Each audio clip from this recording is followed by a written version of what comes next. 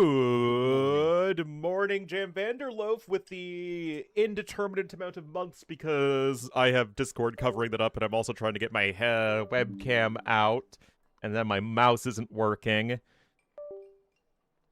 It's a real struggle. 84 months, thank you. Oh, jeez. Why must life be so difficult always? Alright, so... Nope, that's not it.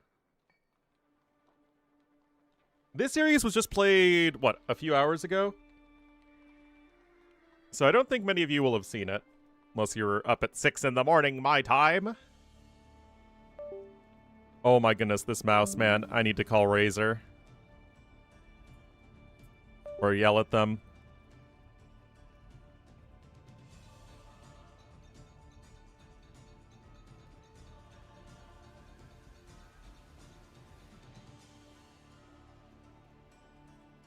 Alrighty.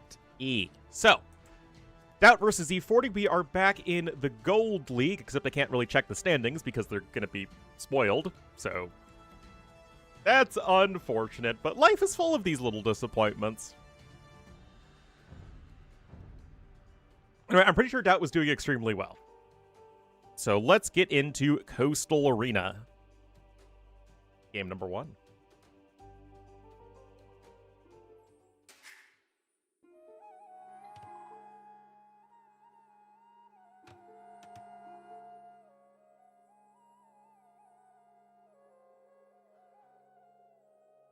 Oh, to see Doubt with no team name in front. Very sad. Hello, Hans. Alrighty, guys, here we are. It is TTL Gold League today. There be gold up in them hills.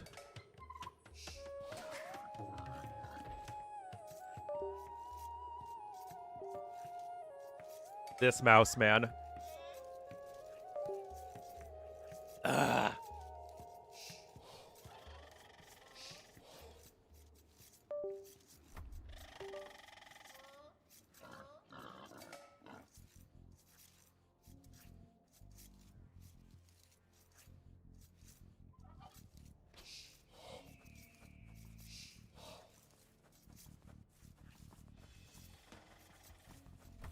Now I have completed the stripping part of the stream. You know you gotta get those viewers in somehow. Anyway, 2 top-tier sibs for this map. We have Italians for Z40. We have the Bengalese for Doubt. And certainly, nothing terribly surprising there.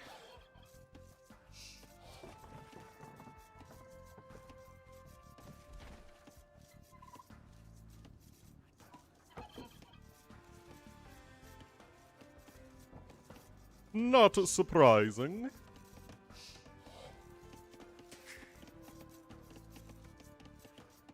Hello, hello, hello. So let's see. I mean, both of these sibs can take a much more naval-centric approach if they so choose. It's not like they're really locked into doing something more aggressive on the land. Bengalis can boom just fine. Italians probably going to want a fish boom if possible. So maybe Z40 then a little bit more inclined to go for the water plant. We will have to see.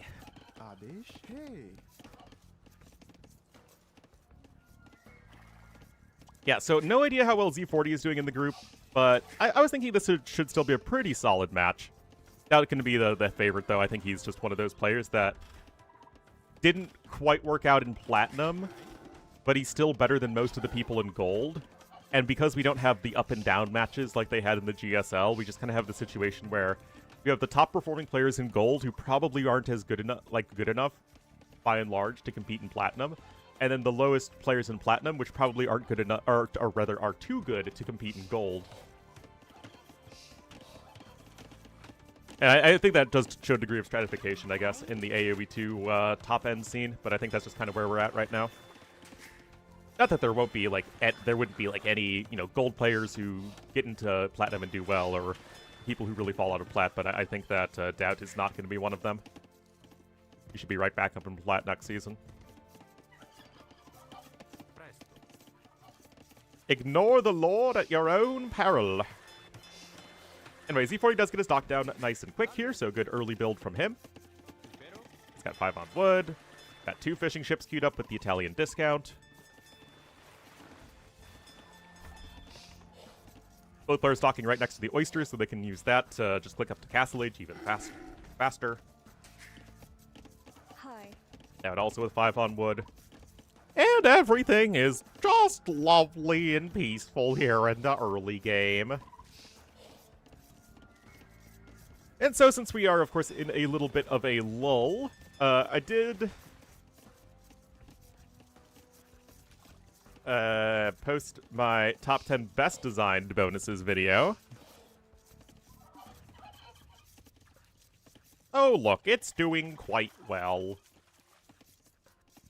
Isn't that just delightful? 53 comments already. Feels good, man.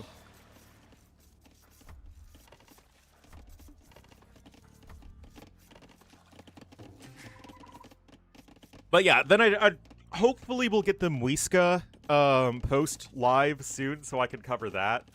And then hopefully not long thereafter, I'll get access to the DLC myself and I can start pumping out content for that as well. There's just so much to cover. Alright, 24 pop-up time. This is pretty quick here from Z40, and perhaps indicative that he does want to be doing something a little bit more aggressive on the water. He is coming in here with a forward dock down south. So he is going to want to take it to Doubt nice and quick. Doubt going to be going up on a 28 pop, 23 villagers, 4 fishing ships. And you can see the villagers going over here to mine the oyster. Although I think, isn't it next patch they're getting, like, the forager icon for gathering oysters, which obviously makes more sense than mining them with a pickaxe.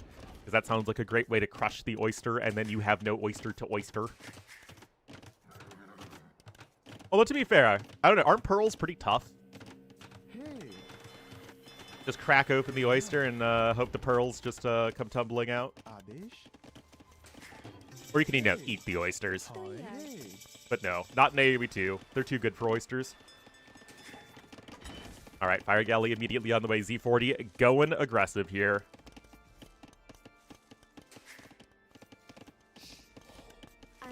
That's a Doubt isn't really super close to Castle Age resources either. And there's another dock coming in. So Doubt could just be trying to take a bit of more defensive naval approach and then be getting a better eco in the long run because of it. He's already ahead in resources with a later click up. And as Bengalis, he will be getting the extra 2 villagers. Hi. Seems to be a bit more likely as things stand as far as Doubt's resources goes.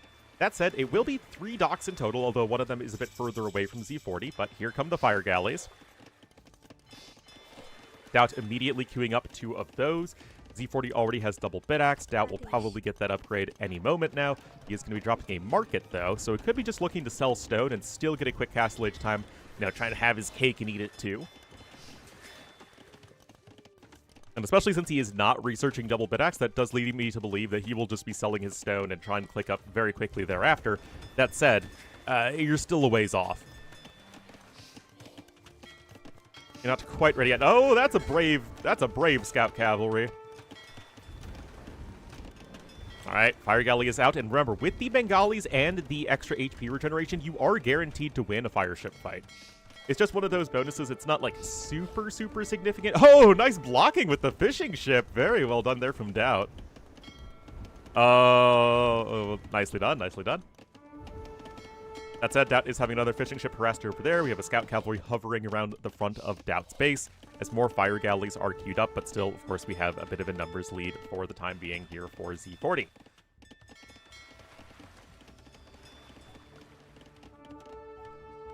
Yeah, gonna want to, you want to sell that one all the way around back home so you can repair it, but nope.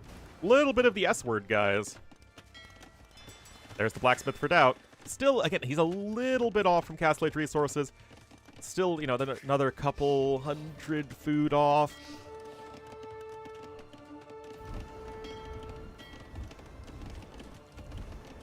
Yeah, he's just grabbing loom. But yeah, he'll be able to click up pretty soon.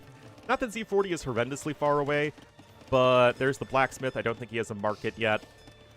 Doubt is certainly going to be faster. His eco is still quite solid. But in comes the demo. Now it has its own demo on the way, but it's in that dock, and it's just now queued up. Good demo hit right there for Z40. Scout really trying to use the Scout Cavalry here. I mean, it's doing like a little bit of damage. But the repairs are coming in as needed to low 4-com. Doubt can click up. Just needs to drop off a little bit more gold. There you go. And he's on his way up, but with 52 seconds idle time. And he doesn't really have much of an eco lead at this point. Z40 has 2 more fishing ships. It makes up for the 2 villagers Doubt has. All right, Galley over here on the other side. But remember, you are guaranteed to win this as the Bengalis player. It's just kind of how that HP regeneration bonus works. So you need to send a Vill here to repair. Of course, multitasking is critical. The main fight's happening over there, but you don't want to lose on the other side as well. But honestly, guys, this is just better micro from Doubt. 7 kills to 2 deaths. Guys, this is simply not competitive. And due to the fact that you can repair ships, obviously, it goes from a fight that you win narrowly to a fight that you absolutely crush, and even a villager goes down there because no loom. Remember, guys, researching loom makes your villagers harder to kill. As the legends go, mark it in here for red, but Doubt is in a very good spot here in game number 1. 9 kills to 3 deaths. He was slower up to Feudal Age, but just took better fights. So many of his fire galleys took a lot of damage. This one's taken 161 damage. And that one's taken 112 damage. So those are 2 ships that, you know, in theory should be dead. Now has a 3rd dock coming in, and he'll be able to grab the War Galley upgrade very, very quickly thereafter. Don't know how much he's going to be able to apply pressure on the land. There is a tower. I think, yeah, that's a tower coming in. Not too sure how much that's going to do. Oh, do I have, I still have my playing audio on, like a goober.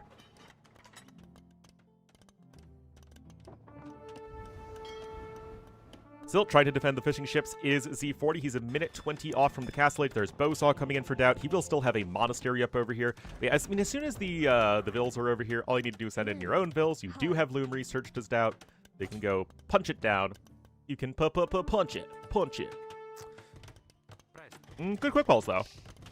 Oh, actually, he moved the tower, I think, 1 tile over. So yeah, now he is able to fully wall it in. So that's actually very well done here from Z40. Now Doubt is not going to be able to punch it down. Yeah, good call, good call. Fire Galley does barely survive there. Oh, man, but I mean, this is, oh, that's about as one-sided as you would expect. Not the peasantry! Not his beach condo. Get it? Condo, because he's Italians. Putting all of his quotes in campaigns? Yeah, I think that's exactly it. The funny thing is, I know there's actually several devs that do watch my content. So I don't know if they think that I bash them unfairly or that I am fair. Because, I mean, you guys can't decide between I am just a hater of everything that's ever added to AoE 2, and I'm a Forgotten Empire's shill who just loves everything they do and serve as a mouthpiece for them. So I find it really annoying that you guys just can't make up your mind as to which I am. All right, Sable coming in here from Doubt. He's got more monks on the way, starting to pick up some relics here as well. But things are getting continuously more messy here for Z40 as the game progresses. Still only 2 fire galleys to 6 fire ships. And that's just not something you can recover from very easily.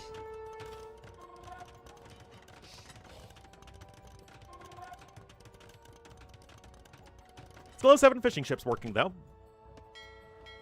Yeah, they're only gathering from shorefish, but I mean, it's still something. Doubt, though, 500 resources ahead and counting at this point. Doubt with a ton of Vills on stone as well. Of course, brush distance is super short on this map. And he could be looking to drop a castle and go for some ratas. Some ratatas. The youngster Joey unique unit. Second TC, though, for each player. Now, you do have that Imperial Age discount as the Italians, but I mean, you're going to need something here because Doubt is absolutely clobbering this game so far.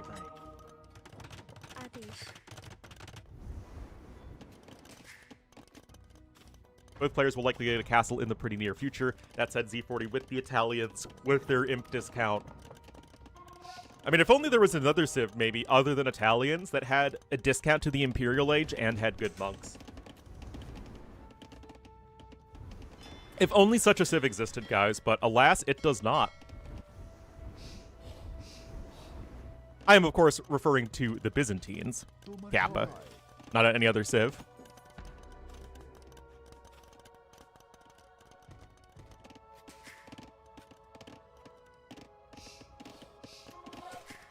All right. Oh, wait, no, he's getting Devotion. Okay, so he's really worried about the impending monk clown off. I think that's actually incorrect. Since you're going for the castle, you generally don't need to take the monk, you know, the big Ornlu off. As this is currently a thing that's happening. But yeah, if you're going to be relying on your castle, I think you just need to rush up to Imperial Age as quickly as possible. But now you're just falling so far behind, it honestly probably doesn't even matter what you do at this point in Z40. I mean, again, Z40 has simply taken awful fights relative to Doubt. He's now lost all of his fishing ships. Doubt still has 5, and I mean, it's... Like, Z40 had the aggressive opening, and you just couldn't get anything done with it because Doubt simply controlled his units better. Now, for those who hate on Doubt Micro, remember, Doubt's Micro isn't actually all that bad. It's really Doubt's multitasking that isn't all that great. So it's the micro while also macroing. But if you can have Doubt just focus on one thing at a time, his micro is still quite good. I mean, he's no micro nerd, right? But against somebody like Z40, he can absolutely take very, very good decisive fights, and that's exactly what he's done thus far. Atonement coming in from both players, and now looks like we're going to be foregoing Imperial Age altogether. But that just means the game is going to be staying in Castle Age longer. You aren't going to be able to work with much of an advantage at this point. Doubt has a very scary unique unit here with the Ratha. I mean, yes, I know Genoese crossbowmen are cost-efficient versus Rathas, but Rathas are still better with fewer upgrades. Which is pretty ironic, considering it's literally the unit that requires the most upgrades. Yeah, that's just how it works out.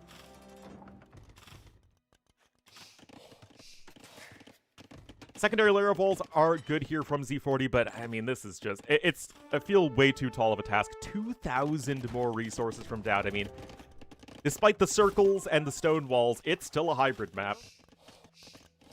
And Doubt is snowballing that water control quite decisively.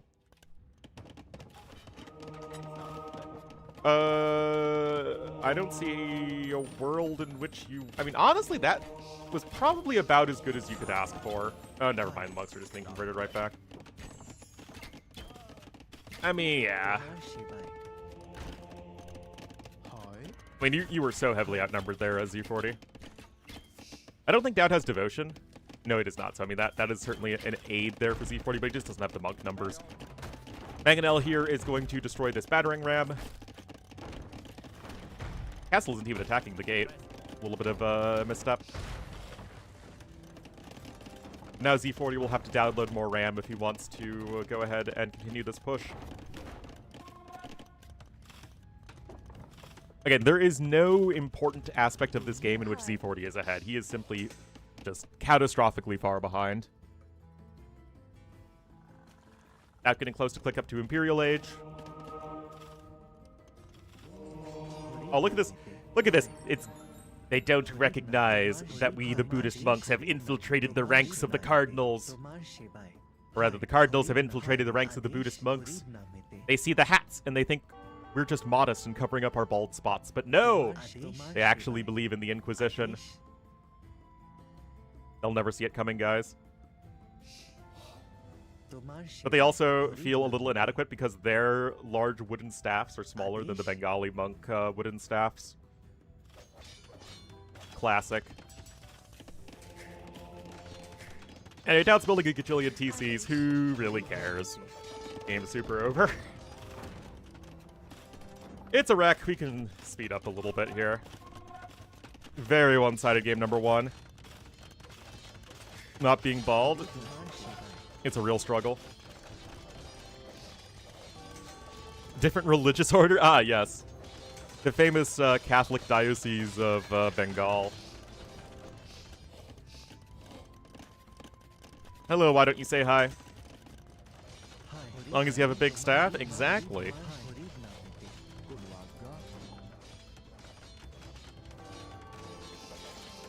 Yeah, I feel like if Z40 were to have any chance in this game, he just needed to rush up to Imperial Age with the castle drop, because this whole thing is not likely to yield him great results. In Bengal and Bangladesh? Well, the funny thing is that, you know, in the modern context, Bengal and Bangladesh together are so huge that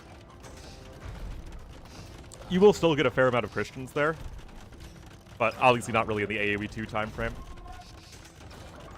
I don't even think the Maronite Christians really got that far. Or not the Maronite Christians, that's in, like, Lebanon.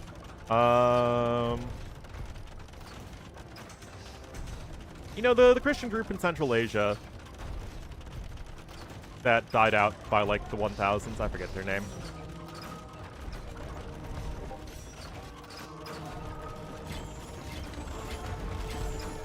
Anyway, if you look to your left, you can still see Doubt winning this game. 134 to 86 Villes. Oh my goodness.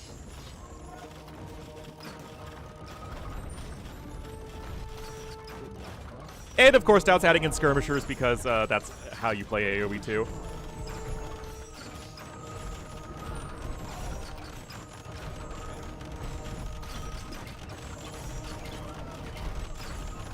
Don't know why this game is still happening. Doubt does have a 3,000 score lead. Already in the past, I wish, man. The job hunt is awful. I still haven't gotten a single job interview, guys.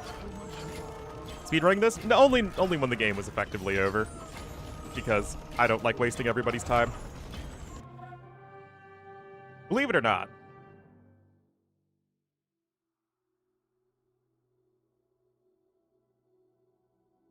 Becoming a teacher? Heck no. Not for a while yet. I would like to do something a bit more profitable.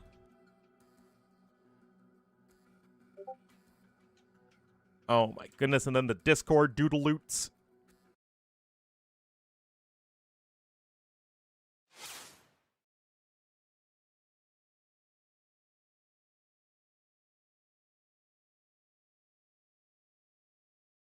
Always the Discord doodaloots.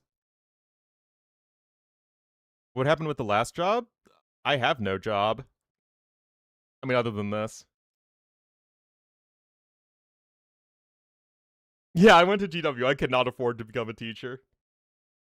Exactly.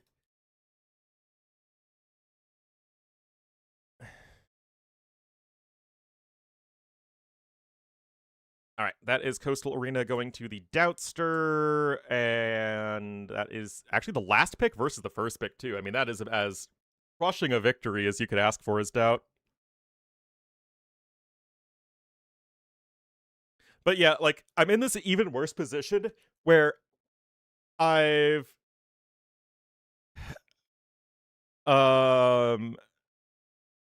stopped like really trying to grow the stream and like, you know, become the bigger, more awesomer AoE2 caster. I mean, I still try and improve my casting and all that, but like growing the stream is something of a pipe dream at this point. But like I also don't have a regular job either, so I'm like stuck in limbo.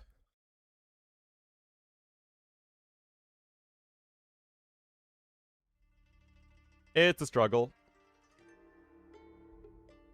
Is the YouTube chat included? It's not included on screen, but I do read it. But sometimes it takes a while to, like, pop up. I don't know why. Alright. Let's give Doubt his punto, and here we are for game number 2. What did I study in college? My degree is international affairs with a concentration in Asia.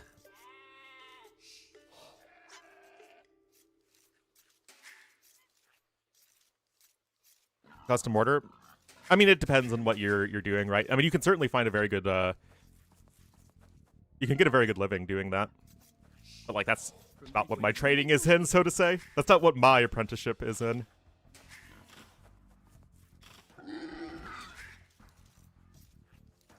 Anyway, Z40 gonna be here in the blue as Dawei, to the southwest and to the northeast in the red as the best Cav Archer Civ in the game. Ornlu, you are a heretic for ever saying the Japanese shouldn't have the best Cav Archers. They were the best Cav Archers historically. It will be Doubt.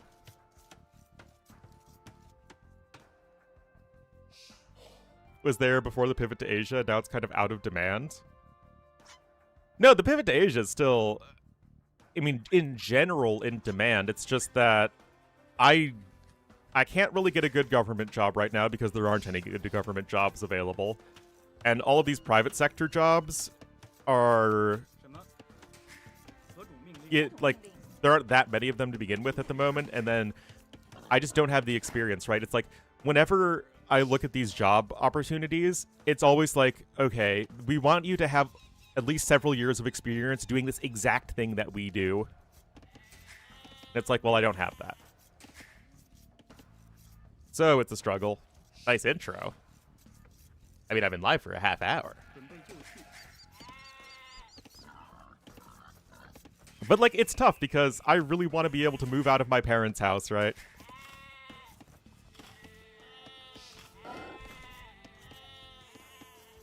And the child, yeah, it really isn't. I mean, at this point, I'll do anything remotely connected to what my degree is in that that pays well, but I just can't find anything right now. Like I said, I can't even get anyone to give me a chance.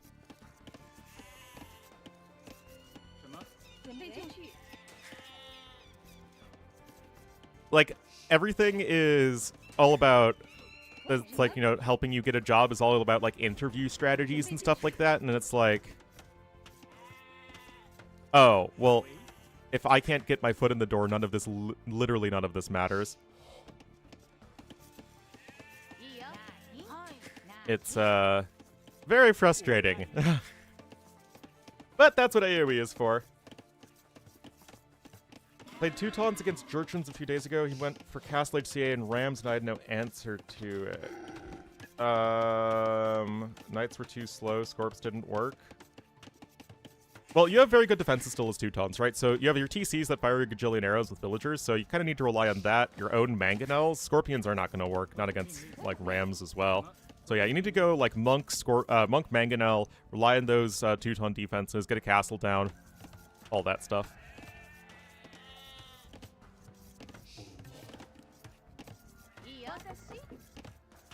Yep. Towers also can actually be a great tool there as well, for sure, with the extra garrison space.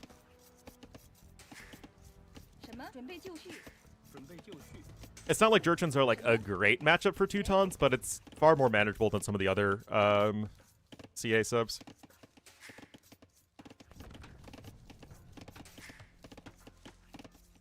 Anyway, Feudal Age on the way here for our Wei player. Scout, meanwhile, is probably going to be going for a Men-at-Arm rush, because he already has that barracks down.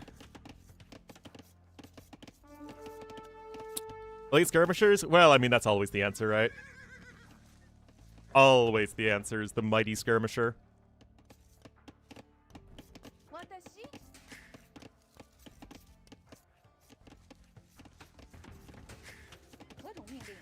Still, what I suggested does, in theory, allow you to boom a little bit better than going Skirmishers, and it would set you up that you're not investing a ton into Skirmishers, which do not scale well into the late game.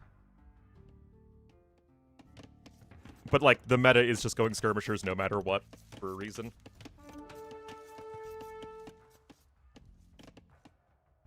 Yes, it's a very nice bonus, for sure.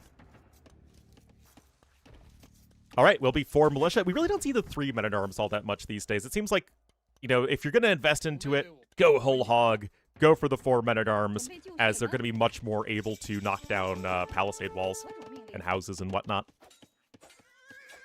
Anyway, nice kill there for Z40. He is up faster, as he is going to be just going with a straight archer opening by the looks of things.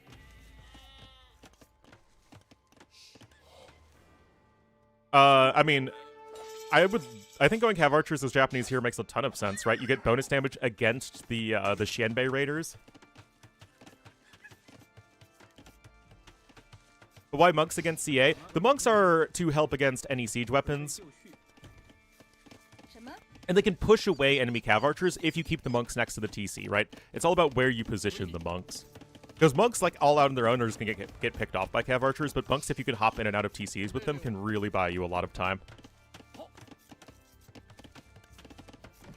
And they're very, like, it's like a very low investment unit. You just need to pop down the monastery and get some monks out.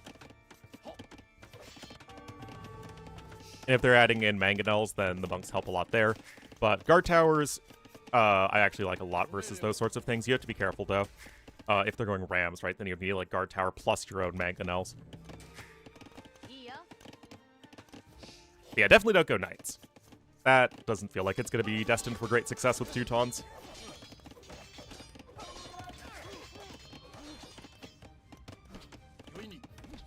But Z40 here, reacting appropriately to the men-at-arms from Doubt, and will be going with some defensive archers. In pushed, but for what? Infantry? Well, it depends. I think that we see champions a lot in late game these days. For good reason. I think champion play is very strong much of the time. The issue isn't even longswordsmen. The issue is men-at-arms past early feudal age. Like, men-at-arm rushing is very good, but once you get, like, even a decent number of archers and skirmishers out, the unit is, like, useless, and so you're not able to transition into, like, a longswordsman timing in castle age, right? That is not a thing. And that's a really tough thing to balance, because how do you make men-at-arms better in late feudal age, but not really buffing the swordsman line down the road?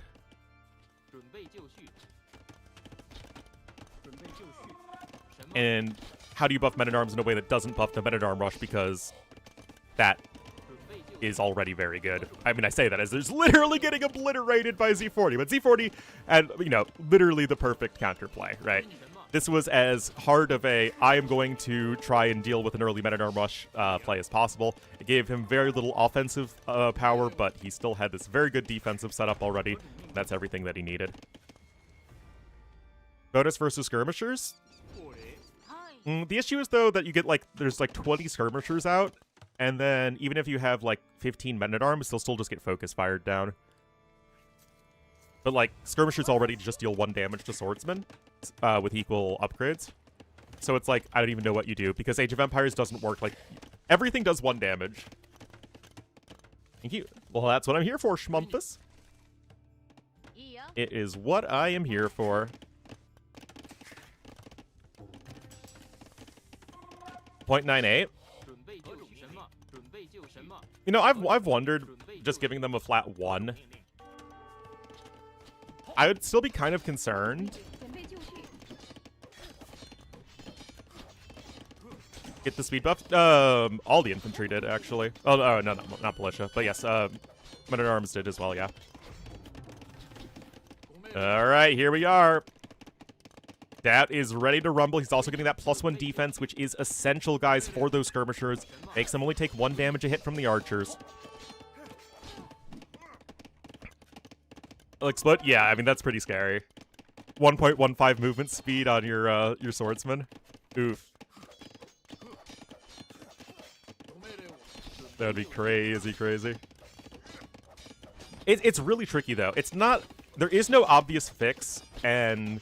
We can blame the devs for a lot, and I am harsh on them often, but the swordsman problem is not one that can be easily solved, and they're trying to sort of push it here and there a little bit, you know, push them a little bit more each patch, which I think is the only way you can go about it. Anyway, +1 defense there for the skirms is absolutely gargantuan. It's really going to help Doubt take these better fights. We do have Z40 trying to focus down the units as best he can, but still, these skirmishers will not be denied.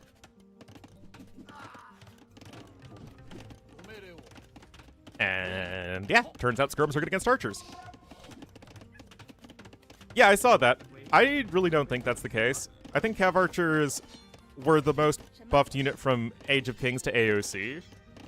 But over time, it's absolutely the swordsman.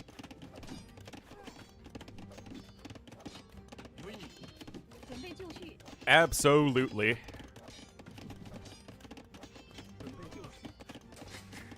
Anyway, Doubt's also going to be faster up to Castle Age too. I mean, this is like the meta right here, right? You know, you go for the men-at-arm rush, you follow it up with skirmishers. The archer player is then forced to also make skirmishers. Oh, even losing a Vil right there. And now Doubt's also up faster to Castle Age thanks to the market. This is the timing power and all that.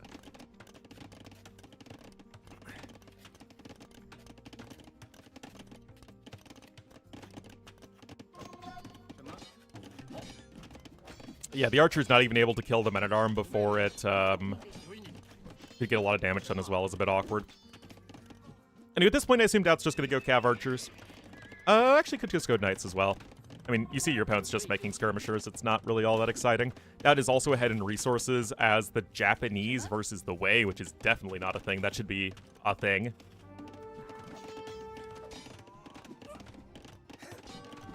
The formations, that's just that's not how Age of Empires works, so that would represent a pretty fundamental change to AoE 2. And buff their attack. That would be very annoying, though. Like, it just makes the units less fun to use.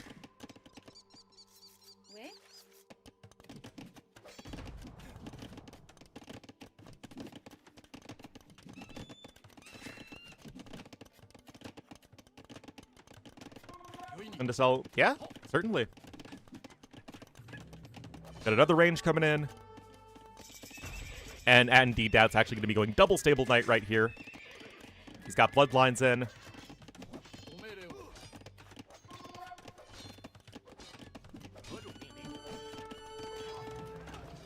And this is going to be very tough for Z40 to stop. He's still 17 seconds away from Castle Age, but I mean, again, being way and behind in economy is really painful. Doubt's doing nice. Yeah, just double Stable Knight.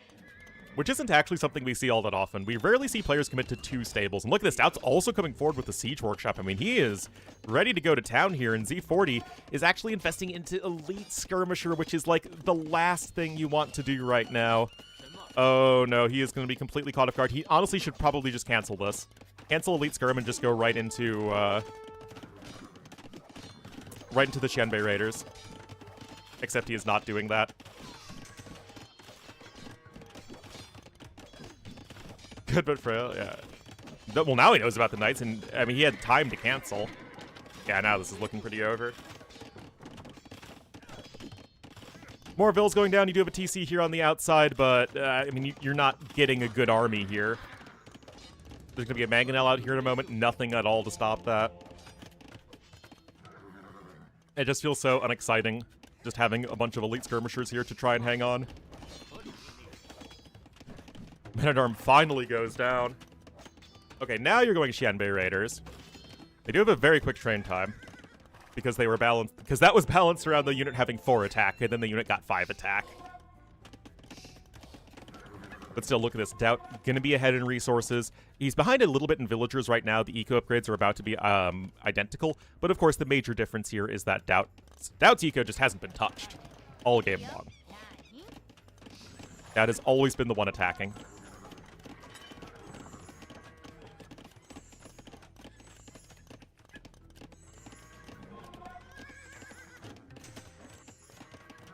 Alright, Xianbei Raider numbers are slowly climbing, but this is a lot of Knights and Mangonels here for the Doubtster. Again, it's actually not that common to see double Stable Knight plus Siege push. It's, refreshing. Alright, Xianbei Raiders. They cannot use their charge attack on Siege units, remember. That is, yeah, yeah. Yeah. Yeah!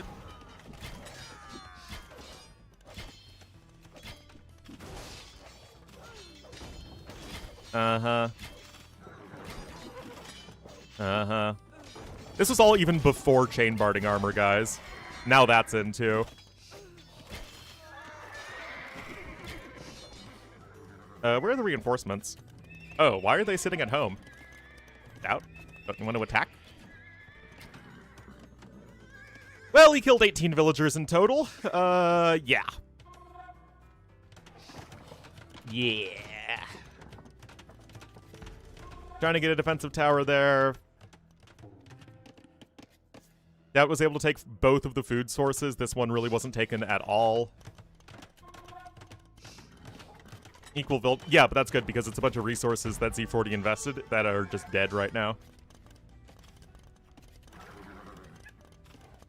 And as I said, guys, these skirmishers are doing a big fat nothing at the moment.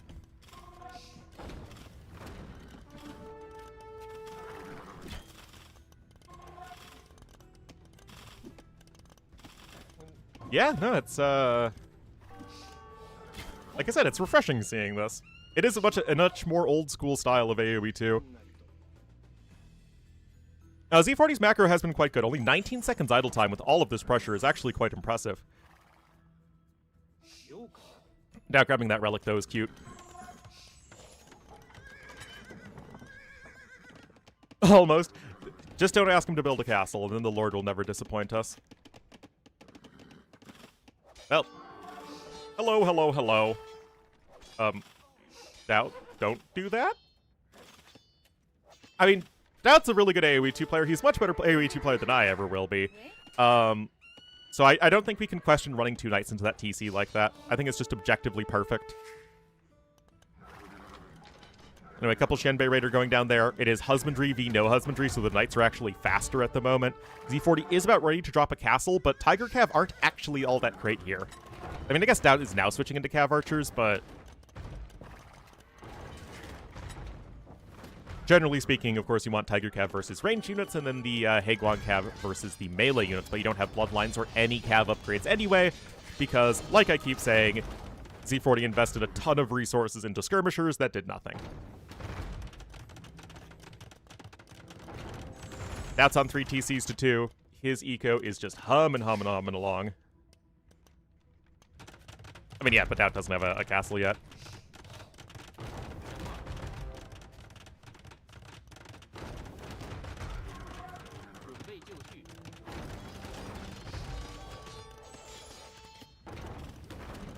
And this all just goes to show how important eco efficiency is in AoE 2, right? I mean, Z40 is basically equal Vils to Doubt and has been equal or ahead of Vils for quite some time, but he is just so far behind in resources. No dice on that conversion. Oh, beautiful attack round there from Doubt.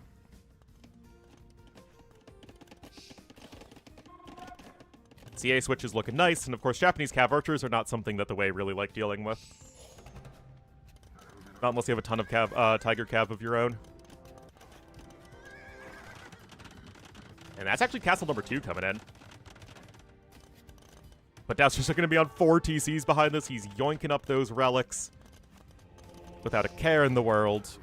Z40 has no army, no aggressive potential, no way to get ahead in economy unless Doubt decides to throw all of his mangonels into a castle, which, I mean, sure. That's always an option, Doubt. I would never question the Lord.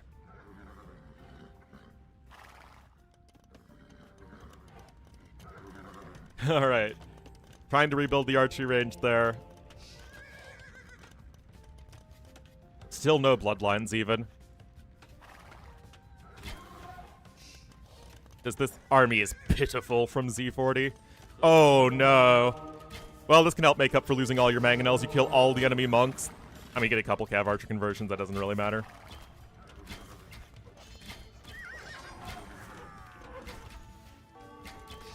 It's like, where are you going in this game right now with Z40? And the answer is, unfortunately for him, nowhere good. TC trying to be established here to the southeast, but Doubt now with a villager lead at this point. And again, it's just the resources so far ahead. And Japanese Cav Archers should do extremely well versus the Shenbei Raiders with the 2 extra attack they get. The mini camel archers that also counter regular archers because, again, Japanese Cav Archers are the best. It's so weird, though, because I see people in my comments and on Reddit saying, like, Japanese aren't a top civ, and I'm like, are we playing the same game? Japanese are, like, literally one of the best civs in the game, and one of the most, if not the most picked civ in tournaments over the past, you know, several years. Well, that Bill's gonna have a bad day. I mean, I love Japanese, too, but, like, they are just a top civ. And it just feels weird to have a, It's just weird to see people say, oh, they're not, like, a very powerful civ.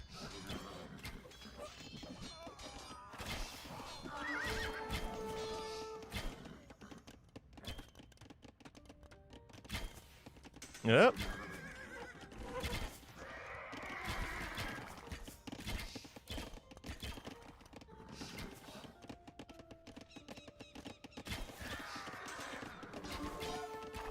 Which civ was the most banned?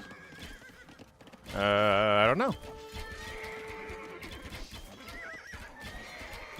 Nullify Korean bonus for archers? What do you mean, like, what discounts or whatnot?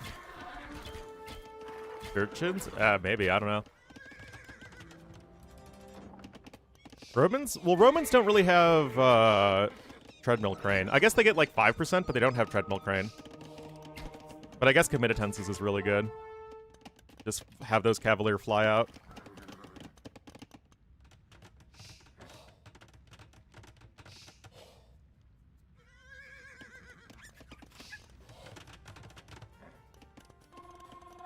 Shanbei Raiders were awful. To be fair to Hera, Shanbei Raiders got a huge buff, I think, afterwards.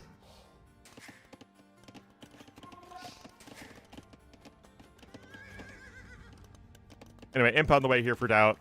I mean, guys, we're looking at 5,000 more resources for Doubt. The score lead is enormous.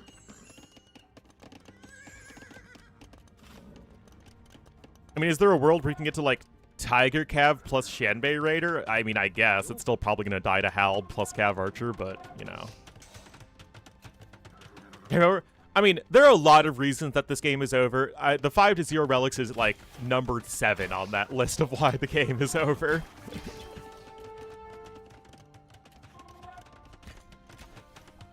Versus stable and archery. Anything that has the unique unit armor class. So, Shanbei Raiders are a unique unit, so Samurai get bonus damage against them.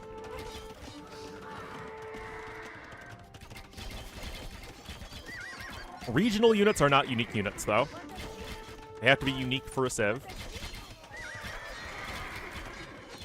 And no unit changes its armor class upon getting upgrades, so no unique unit that is an upgrade of a regular unit counts as a unique unit for the game.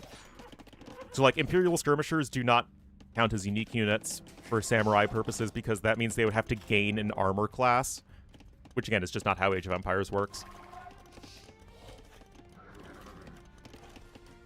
And I mentioned Samurai coming in. I mean, honestly, they'll be pretty solid versus the Tiger Cav, for sure. Like I said, Shanbei Raiders also going to count. Nope, Savaras, again, don't count as unique units for that regard. Because, again, you are not gaining a... Age of Empires does not have units gain armor or unit classes upon getting upgrades. The Royal Heirs armor class, that is just any mounted unit. That has nothing to do with unique units.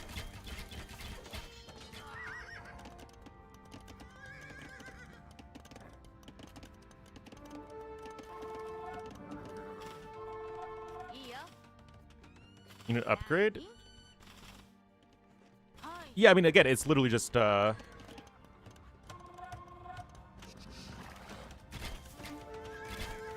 It just, it applies to all... all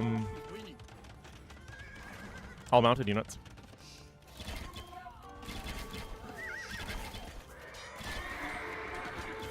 But, like, Royal Heirs is even still, an armor class. See, cavalry resistance, -3. And that value,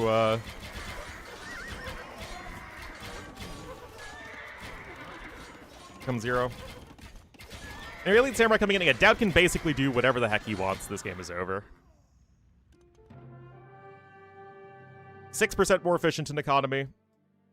It all came down to that early Castle Age when Doubt killed 18 villagers. There was simply no coming back from that whatsoever.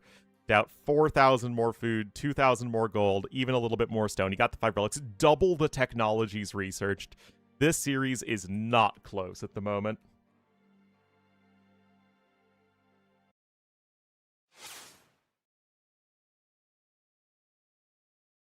Whoa, we have 250 people watching? You guys got nothing better to do? Welcome, guys. Hope you're all having a lovely, what day of the week is it? I have no idea at this stage. Thursday, yes. Eco advantage? Yeah, that's because his economy has always been pressured. It's the doubt factor. Always the doubt factor. And I don't even need to bother updating that. In theory, the next series starts in 10 minutes, so let's just get this one going right away. Soon if I want, yeah. Ornlu mocks us? Yeah, but I always mock you. Interaction work with Showtells take less damage? I don't know the specifics of it. I'm afraid I don't know. But it is a pretty unique thing. Anyway, Z40 going to be here in the blue as the Byzantines, here to the northwest of Zimbabwe, and to the southeast in the red as the Mongols. It will beat out two classic Age of Kings civs here. Mongols top tier on this map because there is lots and lots of hunt. You can see we have multiple rhinos, I think. Yeah, they're all over here, that's right. We've got lots and lots of hunt over there. Unique tech? Yes, I'm a big fan of how Royal Heirs works now.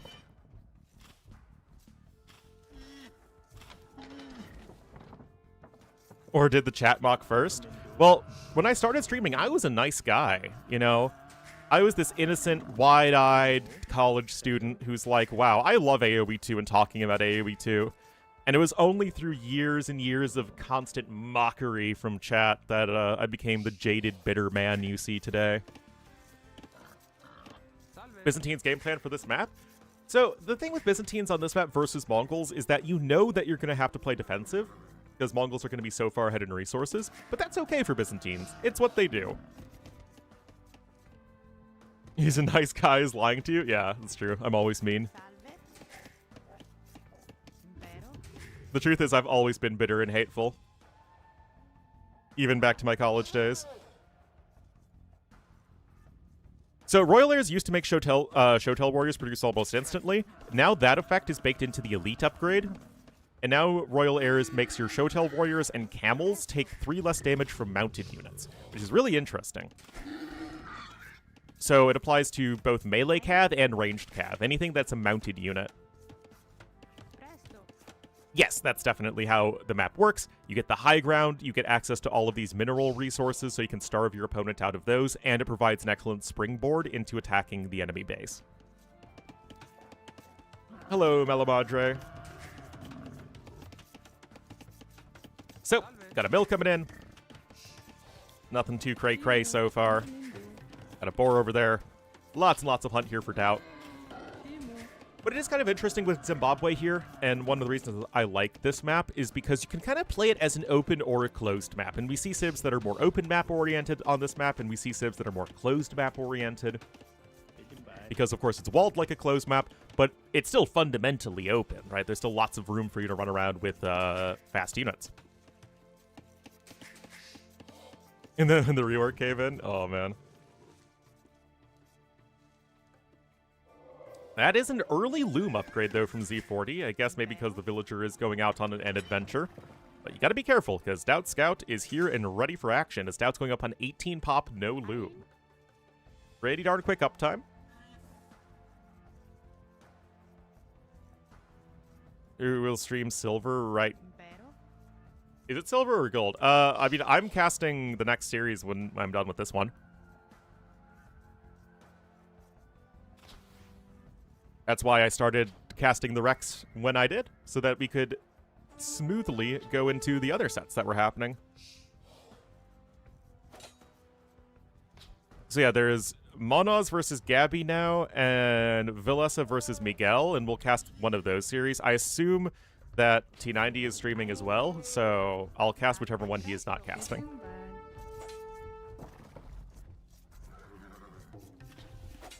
All right, Vil gonna try and come in with a couple more huntables. Doubt has a Vil here.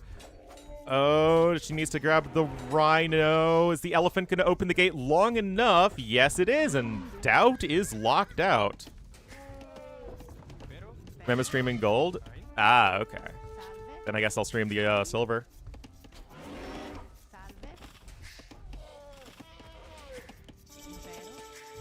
But yeah, you know, we try and cover as many matches as possible.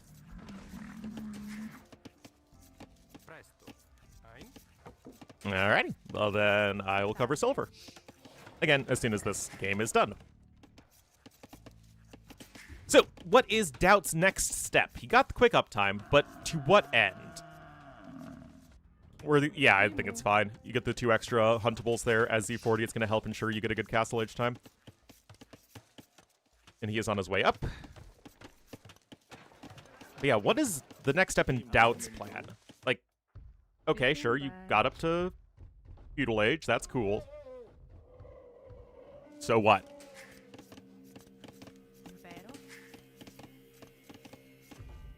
Oh, is Stout can take all of them? Oh my goodness, this is wild.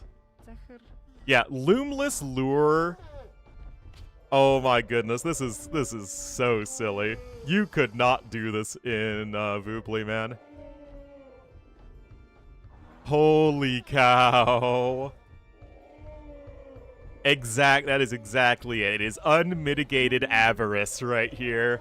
The elephant train, 1,600 food. Yeah, no way that's gonna work. Oh my goodness. The Stampede! The Stampede! Oh my goodness, guys. Yeah, I mean, now we're talking fast tip at this point. Oh, these poor elephants, man. I mean, it's gonna be a lot less than 1,600 food because of decay, but still, that is ridiculous. That is insane. Anyway, what's Z40 doing? This just looks like a very quick uptime still. 24 pop, or what would have been 24 pop, with Byzantines, who have no eco bonus. It's definitely very fast, but I guess you can just do that if you have all the hunt on this map. Z40 saw it. Oh, he saw. It's like in the Vinland Saga scenario when Greenland reveals to you the Sea of Worms. Look upon it and despair. I mean, I've seen 6-bore lures on Black Forest. It's ridiculous, but having Doubt just have the full elephant train coming in from the side is pretty impressive. Yeah, we'll cast that. Again, it's why I went online exactly when I did. Because now they're going to be doing all the drafts and stuff like that, so chances are, when they start the game, we'll have just finished this one, and then we can go right into the other series.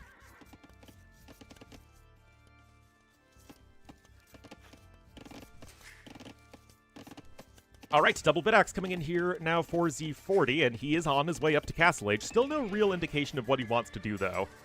He has a forward blacksmith. Oh yeah, I mean, Mongol stuff with a bunch of hunt. That's how that works.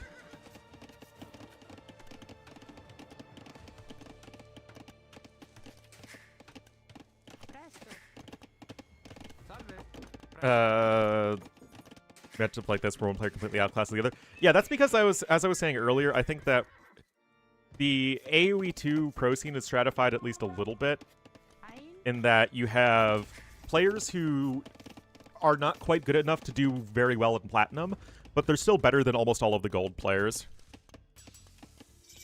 Oh yeah.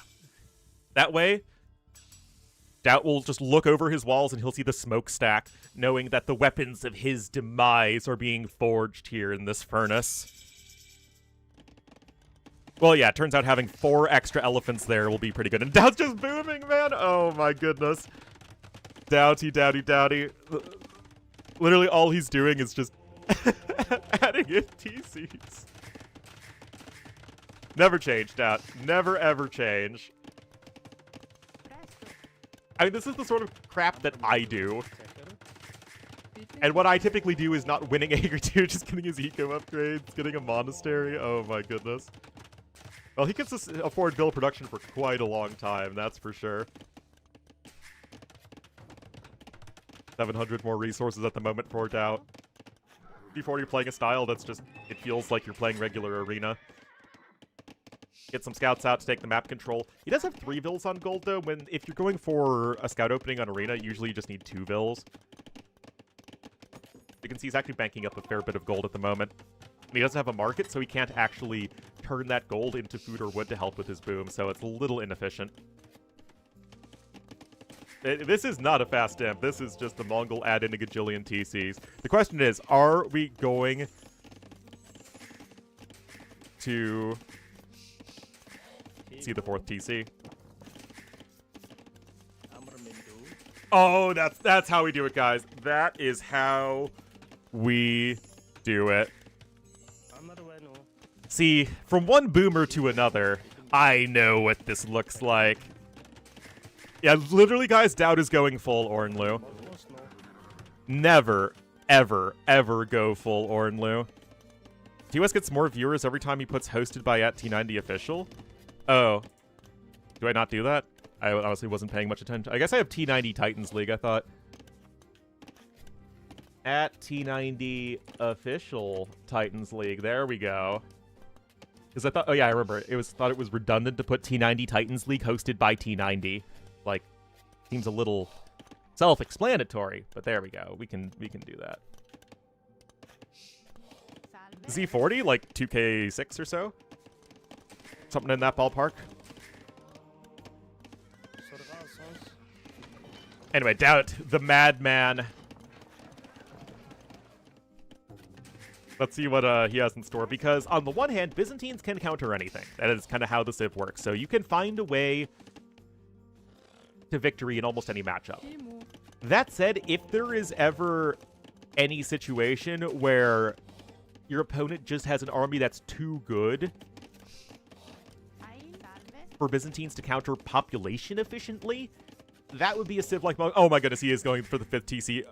It's literally full Ornlu. Oh no. Tell me you hit rock bottom as a player without saying you hit rock bottom as a player. All the viewers. I'm just here casting, man. Even? No, Dad had like +3 or 4 or something.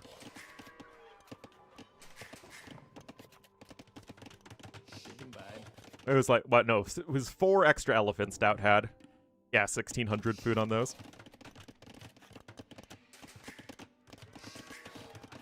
"22 seconds idle time, great macro from Doubt." Is it going to work for Doubt? Well, unless Z40 finds a way to apply some very early imp pressure, yes, it will. No problemo there. Now, I do have these Scout Cav on the map. At a bare minimum, Z40 should be getting relics, but he actually just kind of went for the stable and didn't have a monastery behind it. So the Scouts aren't really doing a whole lot right now, because, I mean, I guess Doubt could try and go for relics because he does have a monastery, but yeah, it's just not really that big of a deal.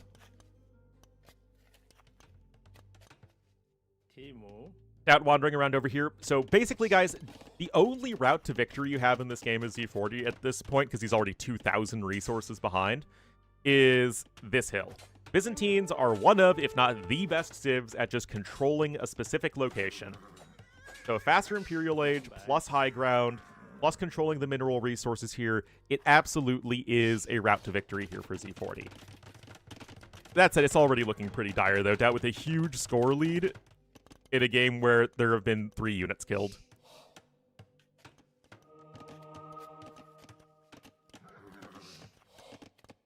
I guess handcart would have been nice to see already from Doubt. You know, you probably want to get it no later than 70 villagers, generally speaking, when booming, but I guess we're being technical here. Anyway, manga dye production has started. The glorious Mongol castle. Drill SF? Sure, man. Do whatever you want as Doubt. Get that army value to 10k. Mongols can do that. But I'm not kidding, guys. I do think Z40 has a very solid chance to win this game still. He can click up, just needs to buy a little bit of food because he built a market, right, Z40? You built a market. Oh, he doesn't have either of the buildings, man. Oh, man. How many times do we see players whose win condition is a timing advantage, and then they just don't have their buildings to click up? And now you're completely squandering a lot of that timing. He doesn't have a castle up over here on the high ground coming in, and now there could be a potential for Doubt to actually just deny the castle. He's got Mangudai coming over here. You don't want a castle on the low ground. You want a castle on the high ground. And because he's missing all of these timings right here, it is just a huge, huge problem. There's not that much gold on the map outside of this mountain area. I mean, okay, yeah, Imp is on the way. That's nifty and all, but... Now I don't think you can get the castle on the high ground. Doubt's adding in his own outposts over here. I mean, sniping those monks are nice. But look at this. I mean, remember, this castle could have come in a long time ago, before, like, back when Doubt only had 2 or 3 Mangudai. This castle could have been up here on the high ground. And I was thinking maybe he'd then have to feel he has to place it on the low ground, but he's just not building a castle at all, which is, like, even worse. This imp time could have been a minute faster here from Z40. I mean, right now it's a, 1 minute-ish advantage compared to Doubt, but you are so far behind in resources that you need more than a 1 minute advantage. And just everything is just not working here for Z40, maybe not realizing how far behind he is in economy, but he is obviously very, very far behind. I mean, you have fewer crossbowmen right now than Mangudai. That's not great for Z40, by the way, guys, in case you're wondering. And now Doubt's just going to freaking take the high ground at this point, as Z40 is just not building a castle for some reason. Doubt's literally building a castle in front of his opponent's face. This, honestly, is kind of reckless. Like, real talk, guys, this feels pretty reckless. It'll probably work out for Doubt. Probably. It still feels a little reckless. Like, did you top the castle over here? You're on 5 TC. He cancels the castle anyway. Oh my god. Oh, dowdy, dowdy, dowdy. Homie went quadruple boar lure, or elephant lure, into 5 TC boom, into completely YOLO forward castle with barely any army. This is like the doubtest doubt game to have ever doubted. Alright, castle coming up over here. Remember, he only has 1 castle from which to produce Mangudai, so you can see that the crossbowman numbers started much lower, but are now going to be getting closer over time. Great micro from Doubt, though. Again, Doubt does have solid micro if he's not having to multitask. A monk yet? He doesn't have a monastery. At least he didn't build one, I think, until he was about to click up to Imperial Age. But yeah, now you're completely cutting down on those Mangudai numbers. Game's not over yet. If there's any civ that can survive being behind by 7,000 resources, it's Byzantines. Oh my goodness, guys.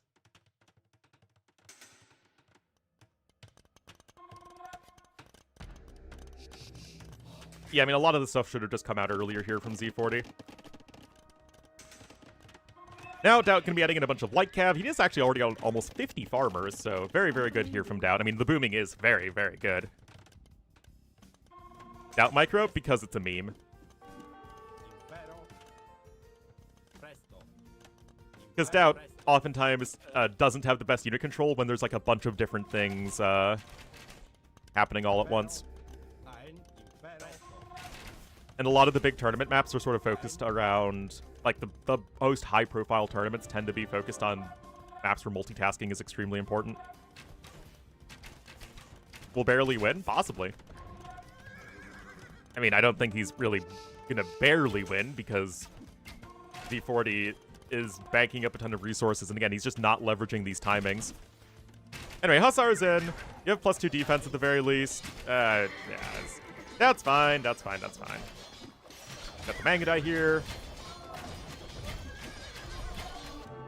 What a game, what a game, what a game. Turns out, guys, all you need to do to win is get 4 extra elephants as Mongols, 5 TC boom, and then your opponent doesn't really pressure you at all. Easy. All you need to do, guys. Anyway, that is a 3-0 victory there from the Lord.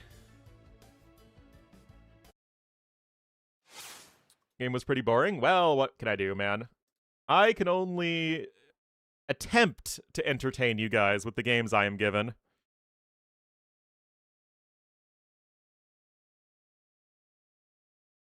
Alright, so let's see.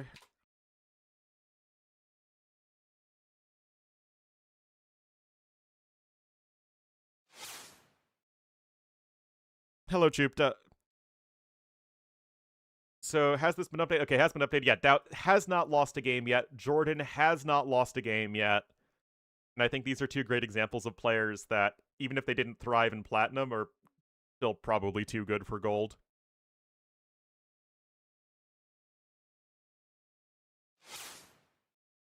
Anyway. The Fodler. Thank you for the 76 months.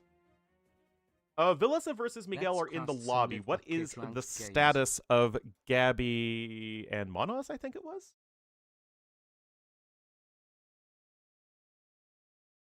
And this will be the only other series today, by the way, guys. Yeah, Monos versus Gabby should be now, but let's go ahead and see what the draft situation is. Again, thanks to everyone who's watching. Hope you're all having a lovely Thursday. A lot more people here than I'm used to recently. Was the set postponed? Because I don't even see drafts right now.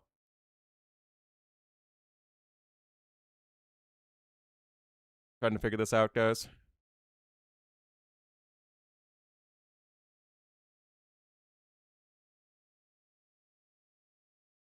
How's my year going so far? It's going. It's going. Well, again, I don't think anyone else is covering Gabby versus Monos in English, so I want to cover that if the set is happening, but I don't...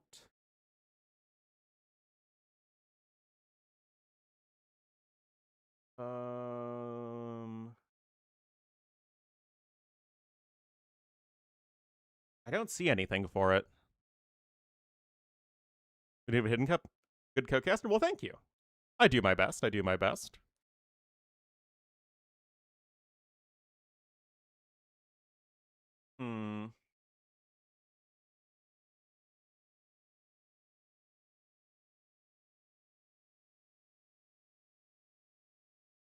Well, guys, I mean, again, I would have loved to cast the Gabby Monos set, but I don't see anything for it right now, so...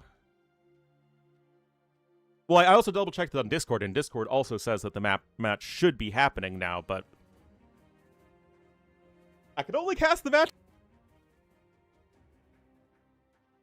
What do we think about the new civ due at the cost of units? No. I will get you guys videos on all that stuff as soon as I have access. Hype train on Ornlu stream? What? Alright, so we'll cast Miguel versus Villese, which should hopefully be a fun series as well.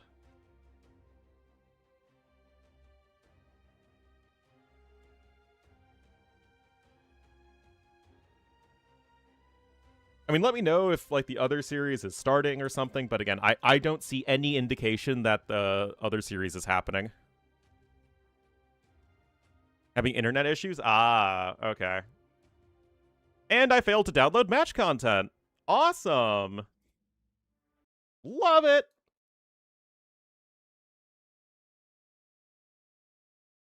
The DLC, I mean, I think that the 2 revealed civs look awesome. There is one good monk civ, there is no good monk civ. Not that that's been revealed, unless the Muisca happened to be a good monk civ, but we have no evidence of that.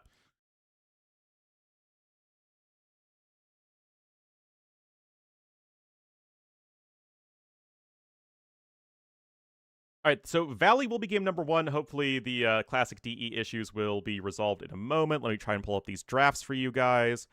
Like Slopes and Stranded are the home maps. And Skirms, I mean, it could be overpower, but like I said in my video, the devil is in the details. I don't want to pass judgment on anything until I actually see how it works.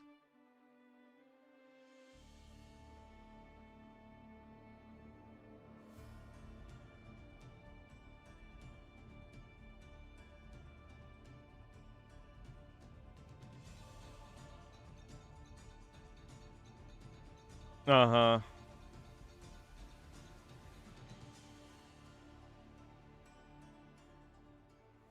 Alrighty, guys.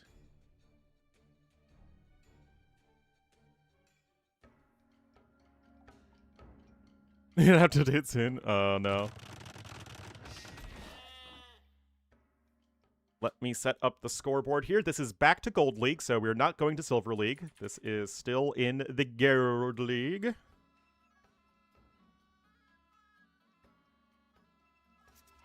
We have the lovely discordant Vietnamese theme here. Alrighty, guys, here we are. Game number 1. This is going to be Villese versus Miguel, and since this series is live, I can actually check to see what their standings are. Jump over there. So Miguel is 0-1. Villese is 1-0. So Villese swept Overtaken, 3-0. And Miguel lost to Prisma 1-2. So this is both their second match. Villese looking for 2 wins. Miguel looking for his first win. Thanks, Jupiter. All right, so a modern classic matchup here. We have Mayans for Miguel. I mean, the thing is with Valley here is that still fundamentally like an Arabia-esque semi-open map. So Mayans gonna be great for all the same reasons that Mayans are always great. But on the other side, we have Vietnamese, a civ whose eco is probably a bit better than Mayans after like the 12, 13-minute mark.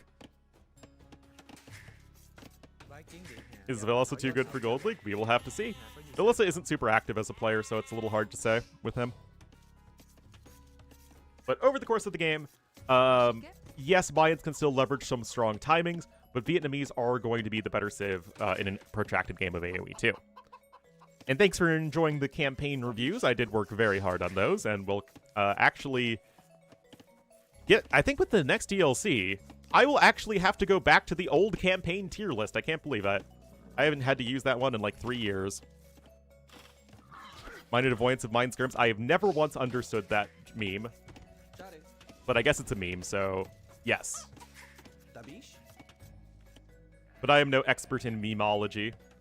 Looks like Villese might have taken a couple of sheepers. Of course, remember Vietnamese, you do get to see where your opponent's TC is. And yes, look at this. He did get to scout what his opponent was up to. And will be getting a couple of sheep. Anyway, guys, I need to take a quick break. I need to get some coffee. I'll be right back.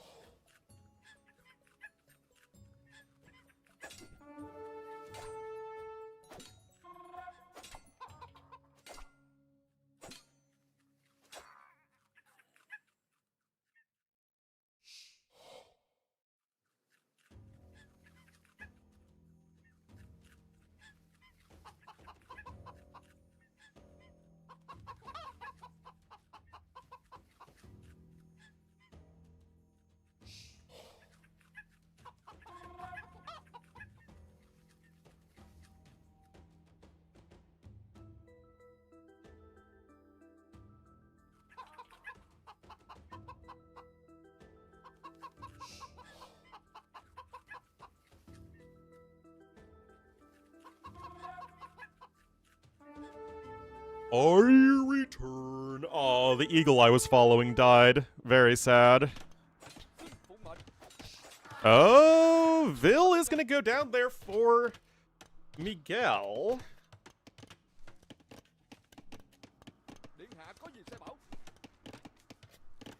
Alrighty, so, anything crazy with the openings? Looks like it is a Scouts opening from Villese. Not investing too much into those, switching very quickly over into the Archers. Perfect, right angle gold mine. The Chevron gold mine. Very nice. Note that Villese, with the Vietnamese bonus, able to afford the horse collar upgrade. I mean, it's annoying for Miguel to lose that Vil because now you're stuck with an American Civ with no way of forcing an engagement onto an enemy scout cavalry that's just in your base, and I think we've all been there. Okay, Vil does get there just in the nick of time. This is just so annoying, man. It honestly might be one of the most annoying things in all of AoE, is having a scout that you cannot force to fight run around your base.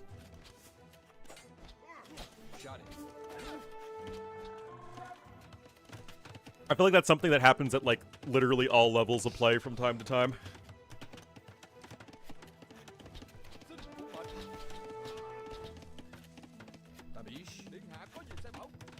Alright. Blacksmith incoming. Res collected so far, ahead for Villese. I mean, on top of, like, oh, Vietnamese, better economy, it's also the fact that Villese is not walling, right? Miguel is pretty intensively walling. Yes, you get the discount as Mayans, but it's still not going to be quite as good overall. That is actually not what you want to be doing. The villager is going in the exact wrong direction. You're going to lose that Vil. Entirely preventable. If that villager just went into the gold mine here, it would have allowed all of the other villagers to punch down these units, and you wouldn't have lost the Vil. So that's actually entirely Miguel's fault. But he is trying to launch a counterattack. He also has a lot of idle time, so far, much smoother game from Villese. Going across the valley of rabbits and chickens.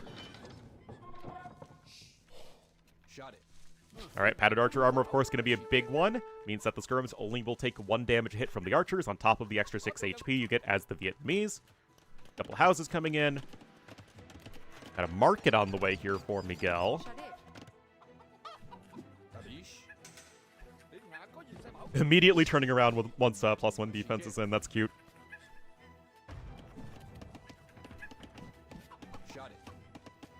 And there is the stone being sold for Miguel, so he's going to try and hit some sort of timing here.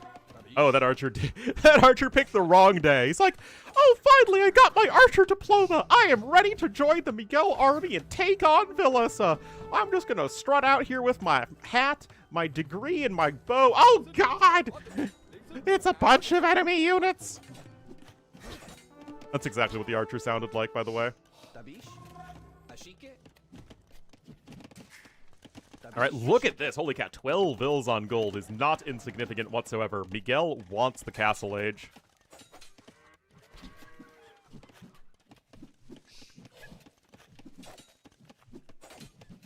Why 439?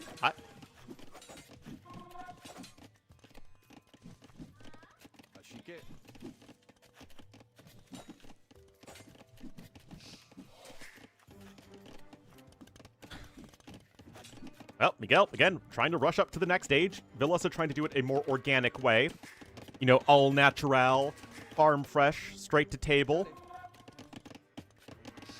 Villese, like this is the Walmart bargain buy your resources up to the next stage, and this is the Whole Foods pre-Amazon takeover of everything being the healthiest, most organic way possible.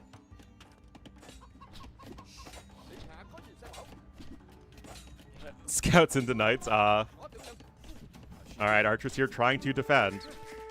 And that's going to be a second barracks coming in. So he sees all the skirmishers. He's going to do the Mayan thing where you open archers and then switch into eagle warriors. It wouldn't cost so much gold, and yet they do. But thankfully, the Mayan Archer University is subsidized by the government, so you get a 10% discount in Feudal Age.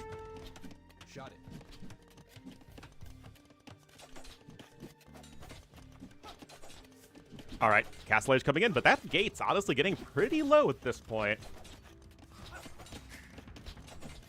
Yeah, we have actually 4 eagles here, soon to be 5. But note that Villese himself is switching into archers.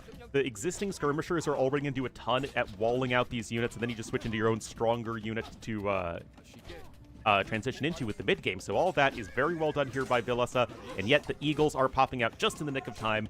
Good play on both sides. And at the very least, Miguel is going to clean up all this garbaggio in front of his base. And note that Villese is still open at home.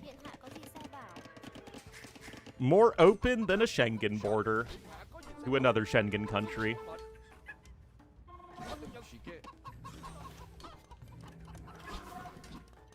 This looks weird. Why are the villagers only gathering at the edges? I guess this is technically the most efficient, though, right? With how right angles work and all that. That's kind of cute. And right here, Villese, now with his own defensive reinforcements coming in. And remember, he's not much slower at all. Like, Miguel had to basically sell the farm to get up to Castle Age faster. He's only up faster by 15 seconds. It just goes to show that the early inefficiency of the walling, plus losing 2 villagers on top of that, really does not do you any favors against a Civ like Vietnamese, who are just so smooth. Anyway, Chain Barding Armor is going to come in probably just for a night or two to help deal with some Eagles. Main focus is going to be on the crossbowmen for the time being here for Villese. Meanwhile, lots of relevant chicken suit man upgrades coming in for Miguel, and I know that I sure would like to see a longer game between these players. Of course, Fire Lancers coming out because, yes, obviously. Siege Workshop coming in. Oh, the Eagle's there, so it will be enough to spot the archers. Okay, good catch there. Okay, maybe Aville's gonna go down. Not even. Okay, very, very close call there. That's because on the other side, distracting his opponent with a bit of a counterattack. Only one Vill has gone down thus far. Make that 2. No, just kidding. Rip. By forging kills people, guys, but in the good way. Look at this, guys. Ranged units charging in here from Villese. This, I think, is walled, and that will buy you a little bit of time. You need to get this mangonel to the front lines, by which I mean back lines, as close as possible, as fast as possible. Both players, though, having some pretty hefty damage dealt to their economies. Another villa's going to go down. Miguel's own counterattack has only killed 1 villager in total, and that's going to be the 3rd TC here for Villese. Excuse me. But yeah, Villese, it seems like he's still going to be the one who is working towards his win conditions. He's getting the 3 TCs down. Miguel sold the stone to get up to Castle Age. Miguel's still very much stuck on 1 TC. The Fire Lancers are pretty decent against the Eagle Warriors. They don't get bonus damage versus each other, but Fire Lancers just have better stats, especially with Vietnamese. 78 HP is obviously not insignificant.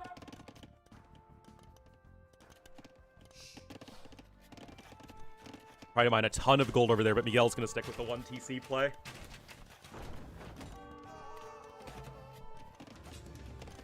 Bloodlines coming in, more Fire Lancers, and now Cav Archer production has started for Vietnamese because Vietnamese do literally everything, basically.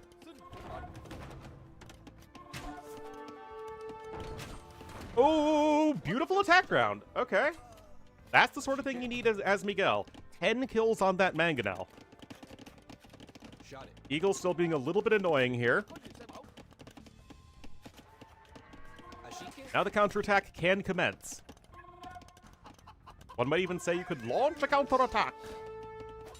Oh, random scorpion. Kind of not loving life.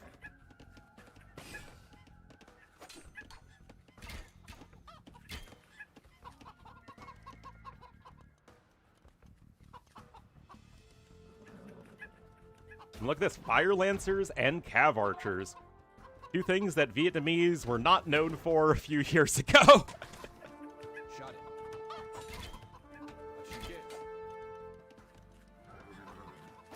Of course, 80 HP on those Vietnamese Cav Archers. Same as a fully upgraded Elite Mangudai.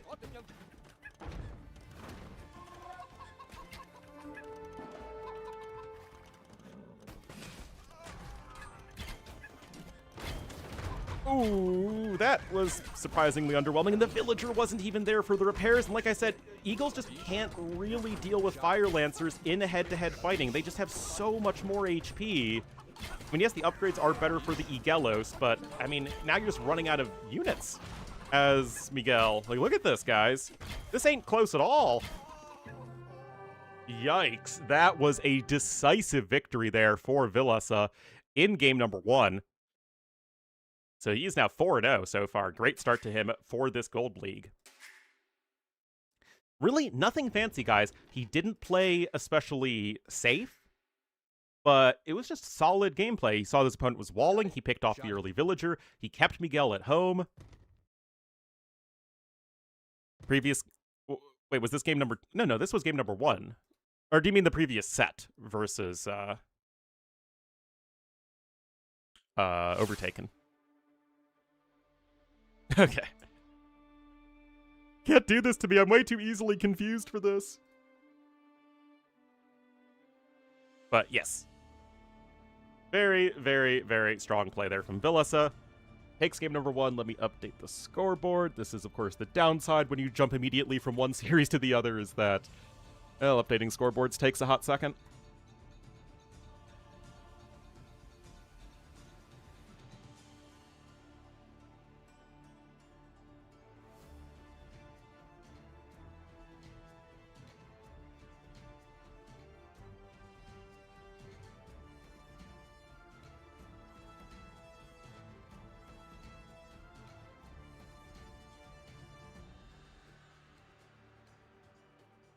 Well, Fire Lancers should beat Eagles in a head-on-head fight. I mean, Eagles are faster, lighter units than the Fire Lancers are. But what I do think is a little unintuitive for Fire Lancers is that they're classified as shock infantry, but they behave exactly like a heavy infantry unit. They're slow, they have a lot of HP, they're pretty tanky units, and they're not really what would come to mind as, like, a unit that would have the Eagle Warrior armor class.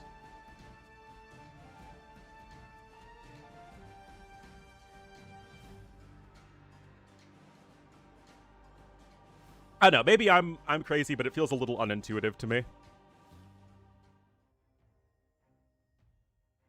Anyway, we will be going to Stranded next, with another shock infantry unit that is not an Eagle Warrior. And I'm looking forward to the new civs, though. Both of the revealed civs, I think, are a lot of fun. I think there are a lot of different ways that you can play them. We'll have to see how the Chompy Warriors work. So what I think I'm going to do, guys, is because it's going to be... Maybe I'll start with a video on the changes overall that we're getting with the DLC. Maybe, like... Okay, here's, like, the baseline of what we can expect from the DLC. Then I think I might do a video on Chompy Warriors, a video on settlements, and then I think I'll do the Civ reviews. I think that would be the most sense. New Civ review. I've done the Mapuche and Tupi. We have not gotten the we have not publicly gotten the information on the Muisca yet. Would love to get that article though, because I would love to talk about them. Can be unintuitive? Ah, never. Anyway, guys, Villese, the blue woo, the oo-woo blue woo. To the north of the map here on Stranded, and to the south in the red as the Dravidians, it will be Miguel. Both these civs, top tier hybrid civs, aggressive water hybrid map. Makes all the sense in the world. I did see briefly, I actually really like the woo bonus where you get the extra food from docks and production buildings. I think it opens up a lot of interesting Dark Age strategies. I saw some comments briefly that said like, oh, Ornlu, it's like the worst bonus ever, it makes no sense. But it's like, come on, man. Come on. I think it's neat. The woo stock their buildings better or something. Who cares? It's more interesting than freaking Shu just generating food from lumberjacks, or Wei just getting extra villagers. Anyway, remember, you start with the fishing ship on this map, so that is all fine and dandy, but we were going to get the extra food early on, and Dravidians are getting the extra housing space. No scout, of course, on this map, so you need to scout around with the water buffalo. Hello, Mnomicon. Also, since we are in the Dark Age, what is the deal for tomorrow, which is the 6th? All right, so yeah, Monoz versus Gabby has been rescheduled to tomorrow. So if I look at the scheduling... Wait, oh, doesn't Platinum start tomorrow? Yes, it does. Okay, so we'll start with that, yeah. 16 GMT, Yo versus Siscon. MBL versus Rep at 18 GMT, Hera Lucho at 20 GMT. We'll see how much of that I cast. Yeah, gold stuff isn't happening until much later. Silver... Yeah, it's just the one match, but it's kind of overlapping with Platinum, which most people are going to be interested in, so we'll have to see.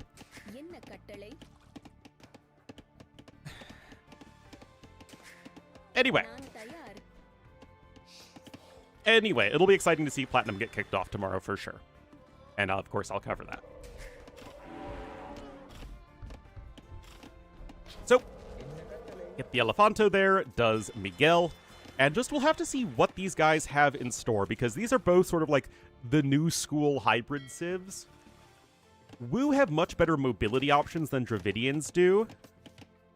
Skill, yeah, it's exactly. That's the only difference, is skill level. The actual settings of the leagues are all exactly the same.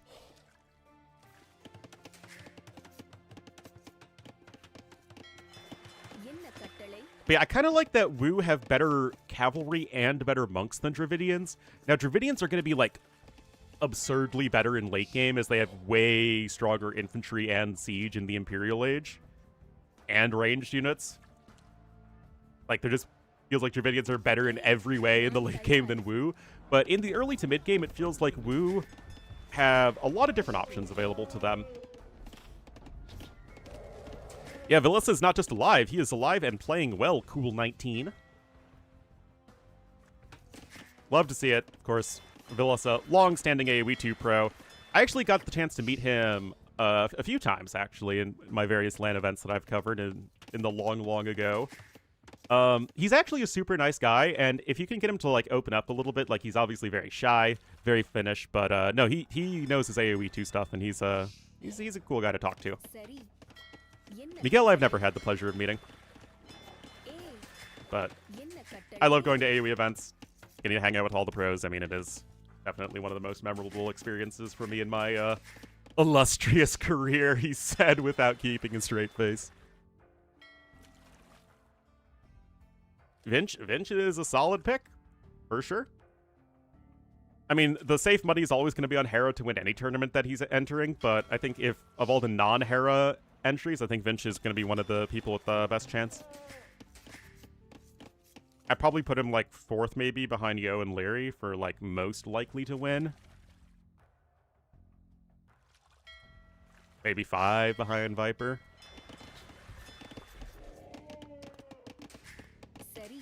You know, something in that ballpark.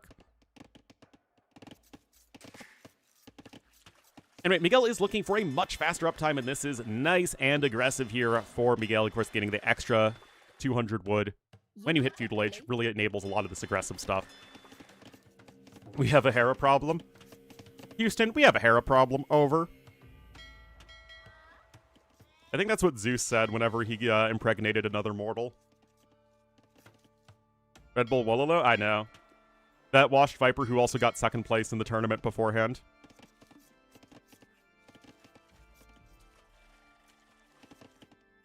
Age of Mythology stream? I'm pretty done with Age of Mythology.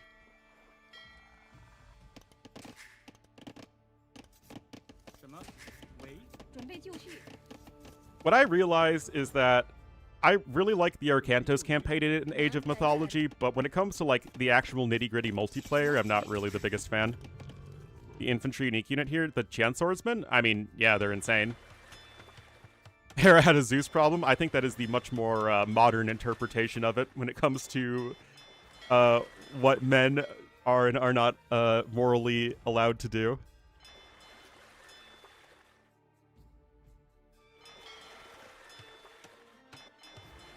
The single player? Yeah, but the thing is, the single player of AOM, like, all this, the content they added, there was, like, 0 interest in, viewership-wise.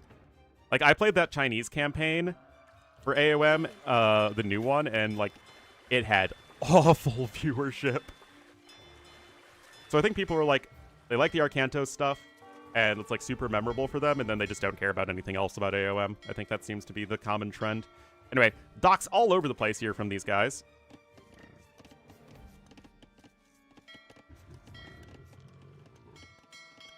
Remake is worth. I mean, again, I think it's a matter of what people are interested in. And I just don't think the viewership is really there for it. All right. I mean, Miguel's starting to get some damage, guys.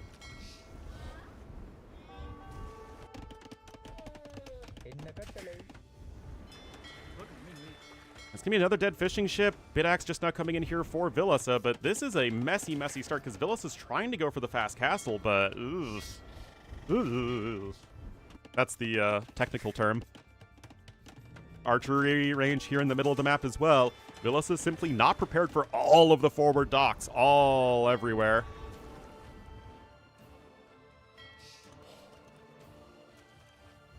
Into retold? I don't know. To a younger crowd? I have no idea. Honestly, maybe this is a hot take, but I find the modern AoE 2 campaign artwork to be a little childish. At least much more childish than the original artwork for the game. It's like a bit more like cartoony.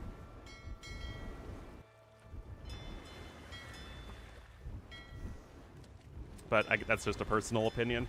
Anyway, Castle Age is coming in here for Villese, so he's probably going to make good old John Swordsman. Because that unit is both fun and balanced. Too bad. Rip. Rip.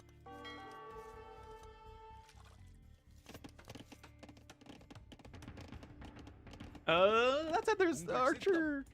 Yeah, Archer is just gonna be like, yes, let's go. Still 50 seconds from Castle Age, and that Vill's gonna have a really bad day. Not ideal at all. Gonna try and get another barracks over there, but obviously you want the barracks as close to the front lines as possible. But yeah, I mean, I did play some AOM multiplayer as well, and it was kind of fun. I like playing Egyptians, but it also felt really snowbally. It's kind of like AoE 3, where it's just like, it feels like so many games are just over almost instantly, or they end up being like huge stalemates. OP? I mean, the unit stats are fundamentally way too good, so yes. It's less oppressive in like the second you get to Castle Age, but it's still way too good.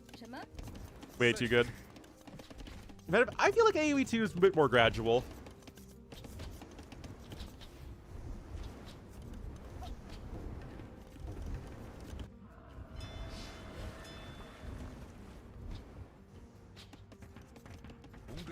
I think it has to do in AOM and in AoE 3 because of the shipments in AoE 3 and the instant myth units you get in AOM.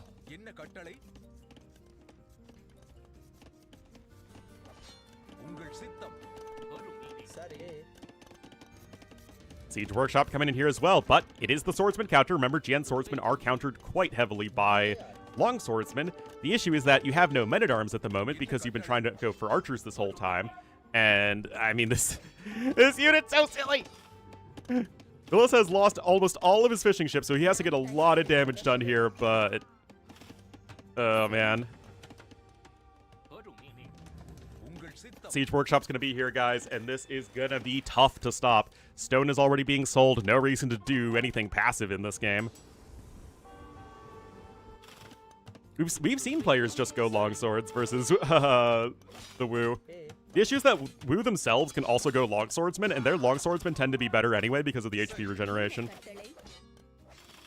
That said, even if you're getting some bill kills here, it's not enough. You don't want to trade GN Swordsmen for villagers, guys. Excuse me. Remember, Miguel's ahead by 10 vills, and you are not going to win this game by just, like, killing a vill, losing a unit, killing a vill, losing a unit. You're just going to run out of units very quickly. Or Siege Tower. Considering that the Siege Towers have been nerfed pretty heavily, I would imagine it's for a Mangonel, because that can apply pressure to buildings, which is exactly what we're seeing. Anyway, we have 2 barracks here, but one is under pressure. Oh, the games? Risk-breaking... Yeah, StarCraft was... Well, like, it was... In StarCraft, it was the speed and also the fact that it's, like, as they added more expansions to StarCraft 2, it's just so many more units just, like, blew up everything immediately, and, like, the fights were just over instantaneously.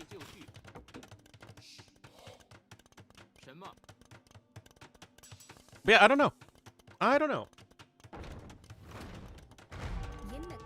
Anyway, Longswordsman upgrade is coming in. You do get that nice discount here as the Dravidians. All those barracks upgrades, Fortune coming in here as well. And remember, guys, it's 6 bonus damage you get versus the Qian Swordsman. Now, Qian Swordsmen do have 10 more HP than Longswordsmen, and they have more melee armor in the armored mode, and they move faster. But the Longswordsmen just get so much extra damage that they still trade very efficiently versus them. And we'll have to see what Miguel can do here.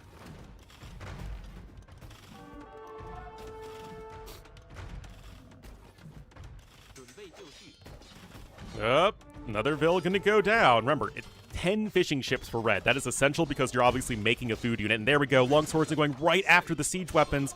Qian Swordsman get a couple extra kills under the TC, but this feels pretty good for Miguel. Now, there is one mangonel out over here as well. And this is, like I said, exactly what you're looking for. And these 10 fishing ships, guys, are absolutely the glue that is keeping Miguel in this game. I mean, six of his military are fire galleys that don't really do a whole lot, but it's the fishing ships that just allow him to keep training these infantry units. Gold income is okay because it's right underneath your TC. And this is looking like a huge lead right now for our red player. Even going to take down the monastery right there. The siege workshop's going to be under heavy threat. Obviously, swordsmen are very good against buildings. That said, good maneuvering here, actually, from Villese. Yeah, he's going to get the mangonel, no problem. But he's going to lose even more John swordsmen in the process. I don't think Arson's in. Yeah, no, Arson is not in yet, but it's very cheap to get with Dravidians. Monastery and extra TC coming in here at the back. But of course, as soon as Miguel is able to get these Vills back to work, he's still going to be at 41 to 33. So this is looking pretty good here for Miguel.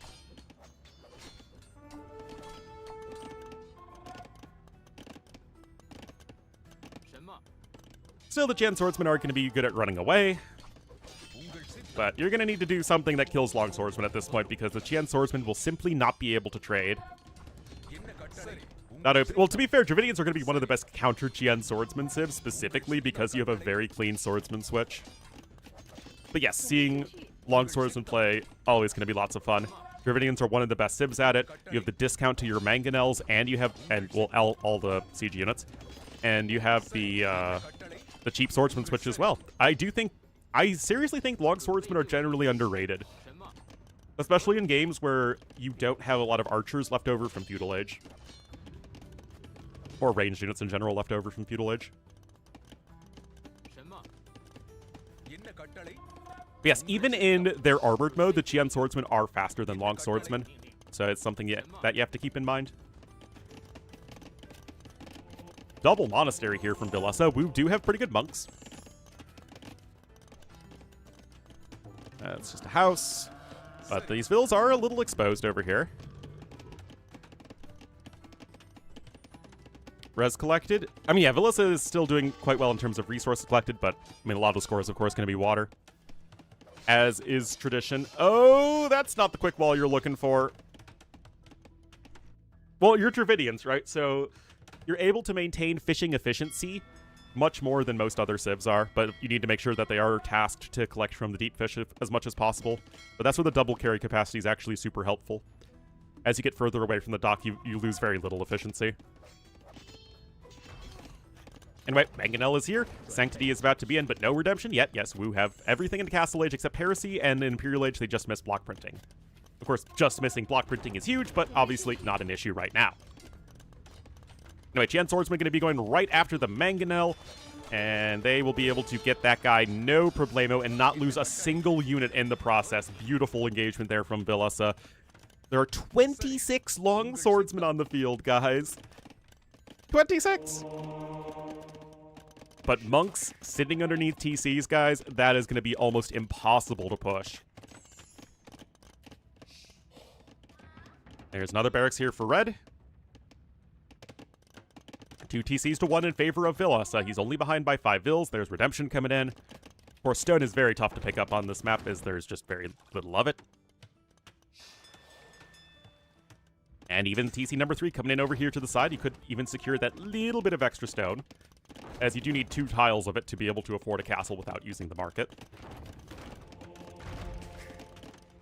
Maybe a monk died over there? Hard to tell. Anyway, point is, Redemption's going to be in here in a moment, and that's going to make pushing here from Miguel very, very difficult, even with all of these swordsmen.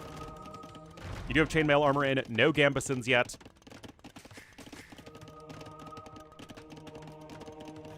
Oh, boy. I mean, this is a lot of swordsmen. This is not a messing around number of swordsmen at all. Still no arson yet, but look at this. My man Miguel doesn't give a floof. He doesn't give a floof. Oh, you love to see it, guys. If you don't love this, guys, I don't even know what to tell you. Like, I wish I could give you some inspiration and bring some joy into your Age of Empires viewing, but if this doesn't do it for you, I don't know what does. Oh my goodness, guys. Look at the long swordsman push. I love this sort of thing. I love playing it. I love casting it.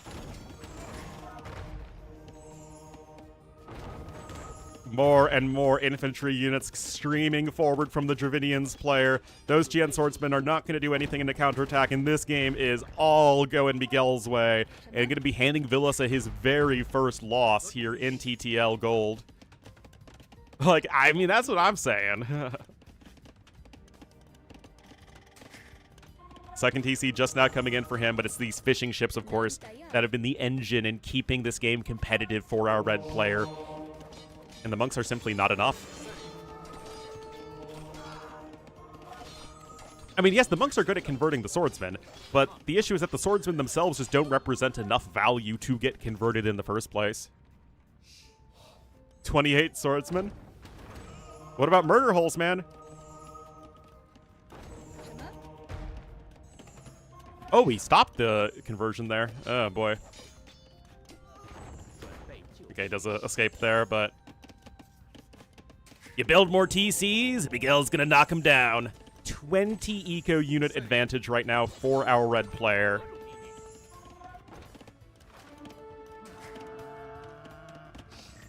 And of course we do have the second TC now here for red. Yeah, more mangonels are on their way as well. Guild nets, of course, is a big one. And yeah, just keep going after the infrastructure. You only need one.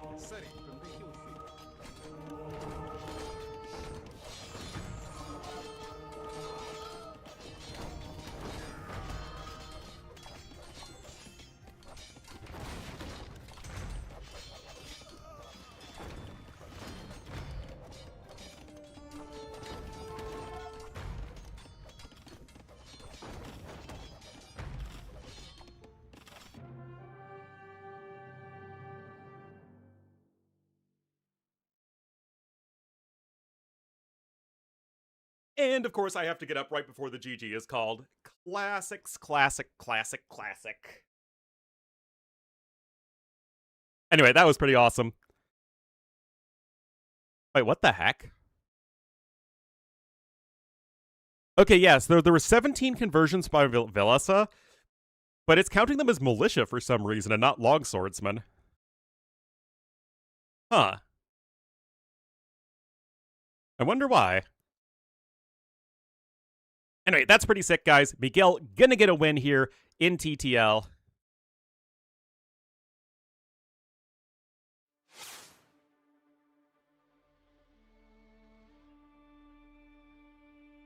And we are all tied at 1 apiece. So we have only one more game today. With the TTL, it seems like we just have a lot of very short days. You know, only like a couple play all threes here or there, but that's totally fine. And makes Slopes the next map. And I don't even need to predict the civs because they're already in the game.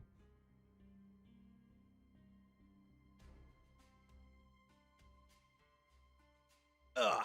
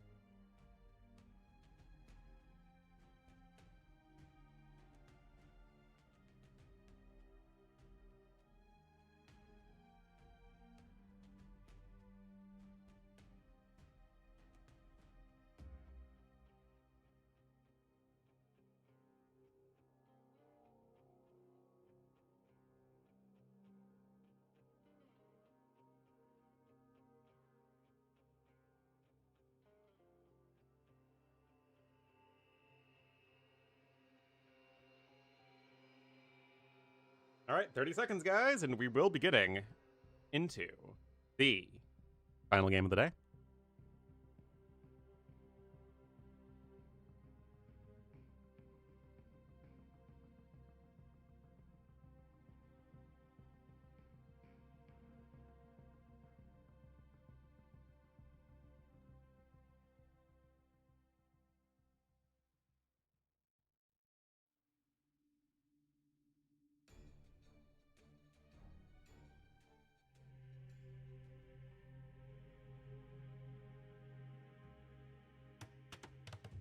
Got the skill. Oh, thank you, little Bobby.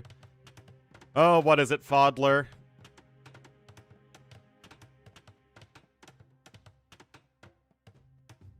Oh, jeez. Oh, jeez. So long ago. Oh, look at this, guys. What happened? What happened to that bright-eyed youth in his dorm? This would have happened in 2020. So, yeah, this would happen a little bit after DE came out. No F tier, yeah. Oh, man. Ah, the old days. The old days.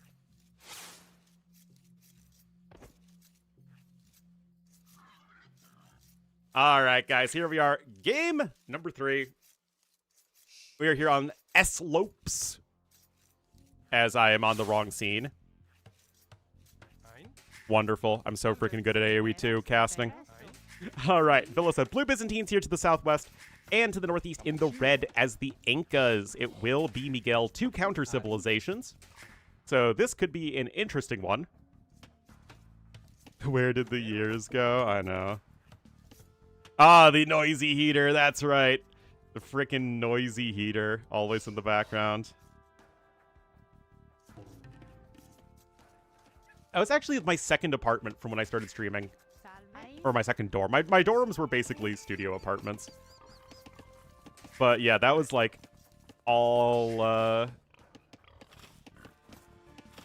everything, every place I lived in when I started streaming had like really, really loud heating units. But that was many years ago. 8 years ago I started streaming, guys.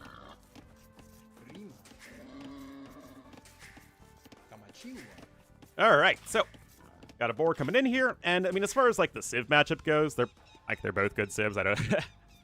It's not only a Byzantines matchup, but it's a Byzantines versus Incas matchup. So it's like even more. Both civs are fine.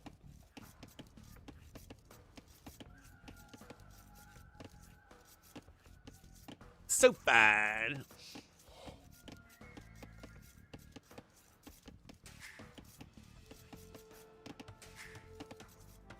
So we'll have to see how much these guys want to go over to the side, because I think in the last series we saw Z40 not go for one of the side resources where you have 1,000 extra food, so, you know, go for the extra 1,000 food. That's a very early barracks coming in. Of course, Incas are one of the better drushed civs.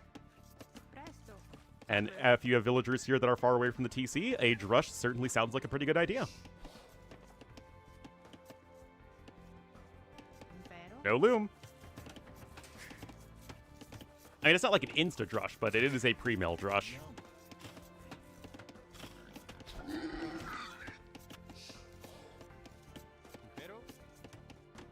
Yet another veil coming on in.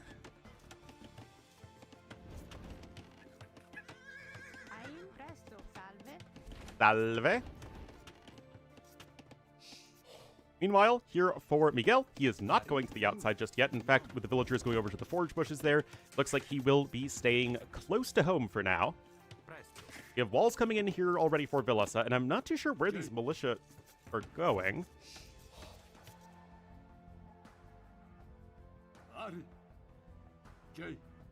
I mean, he knows about the vills over here, right? Didn't he see that? I'm like pretty sure he saw that.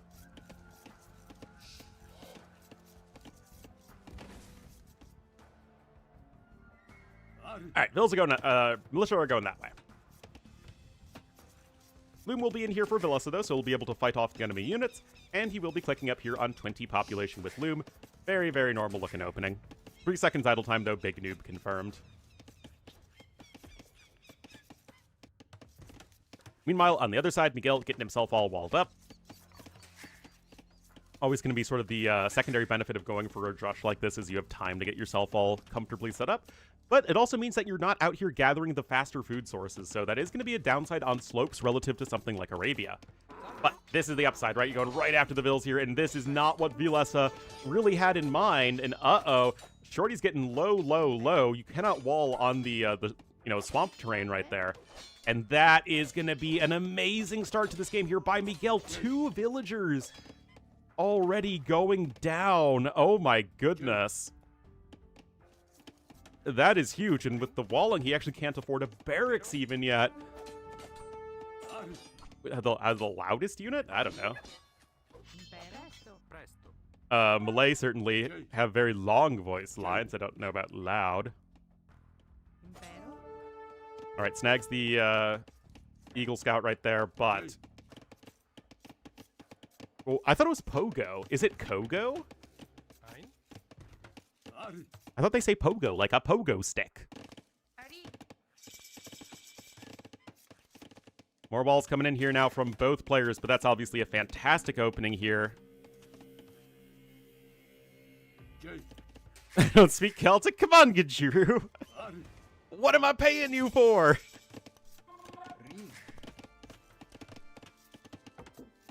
All right, double bit axe is going to be in here. But what is Villese going to do to help recover from that rocky start? He had 2 more militia trained, and Miguel is going to keep up the pressure. The scout will see the archery range coming in immediately. Does not necessarily know about the extra swordsman yet. Only 3 vills on food right now, though, is quite rough. It's Koga? Wow. My life is a lie. Got some farms coming in. No eco upgrades right now here for red. The real issue is going to be food, though, because that pig is obviously about to run out, and then you have no other sources of food income. You're going to try and secure these forage bushes at the moment, but you're not there yet. That's a nice palisade wall to get in. Otherwise, you could sort of zone out the villagers from actually gathering from the forage bushes. But right now, this is a much-needed win here for Villese. Needs to get himself set up. He's got a bunch of skirms on the way. He has double bit axe to his opponent, not having double bit axe. And right now, the 2 militia have done significantly more than the 4 men-at-arms. Actually, where's the 4th? Where is the 4th one? It's somewhere. There's only 3 there. Oh, here it is. It's all the way over there. Meanwhile, it got 6 farms versus only the 2.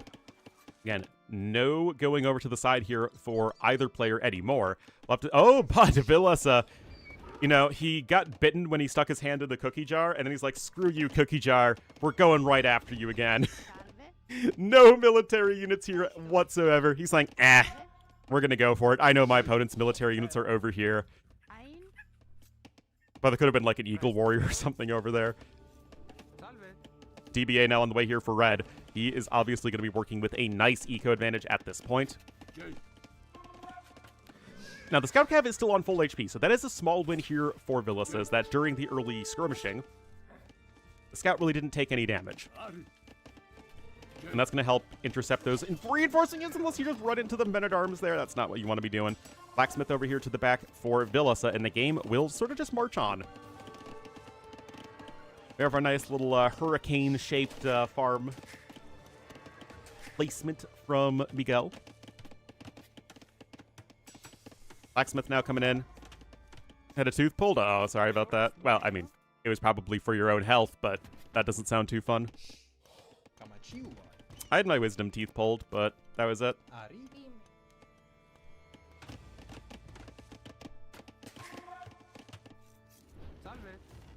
Fletching now coming in. 30 to 45 minutes. Oh, oof.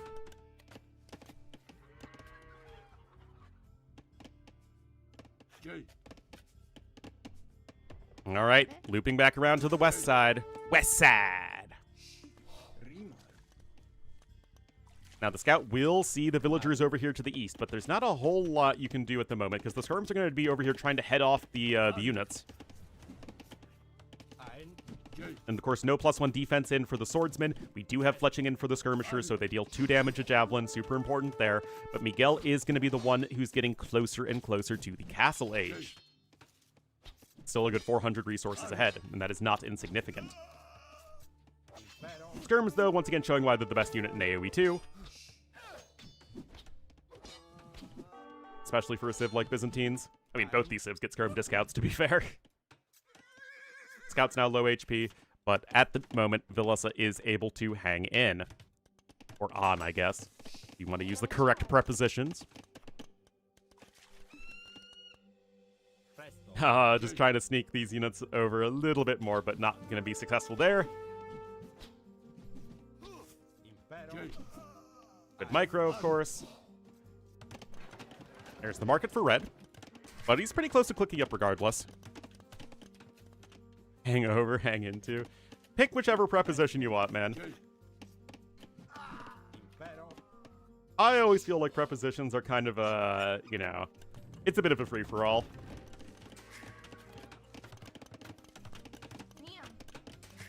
All right, now we have Miguel, who is making some Eagle Warriors. Of course, he sees all the skirmishers on the field. Your Incas, you've got the discount. Go for that, of course. Castle Age is on the way. Didn't even have to use the market extensively. Just building the market, I guess. Scale mail armor coming in. Probably going to want to pick up horse collar as well.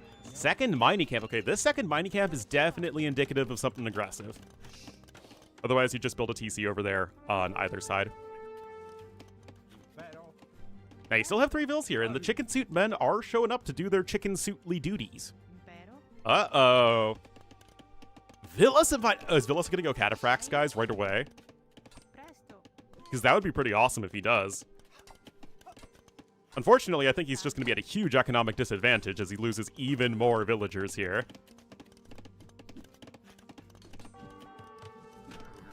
But guys, these cataphracts, they pack quite a punch.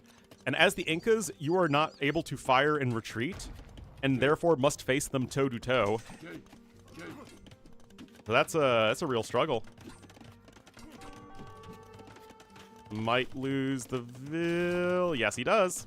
4 dead villagers at this point right now for our Byzantines player.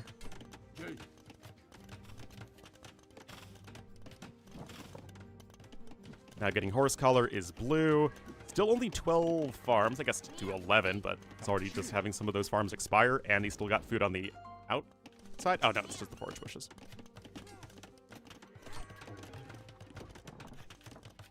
How much will change? I don't know. I wish I could tell you, but that's why I need access to the DLC, man! Give it to me, Microsoft!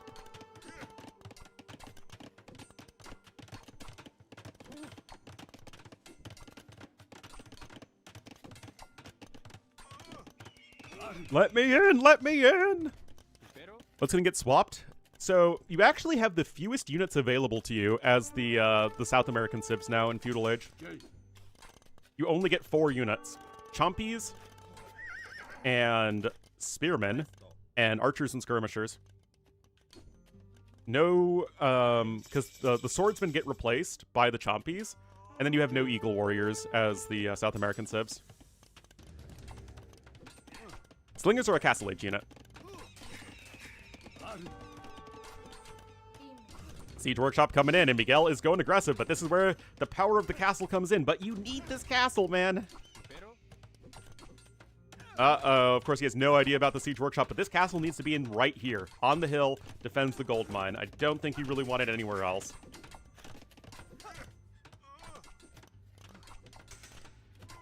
Like I said, Scotty doesn't know. Can he get this castle down? Okay. He's going to be building it right there. I wish it was like one tile further forward, but, you know, we can't always get what we want in life. Fun with the old... Oh, you mean the ballistas? Didn't they get, like, extra range or something? Yep, Inca's getting a rework.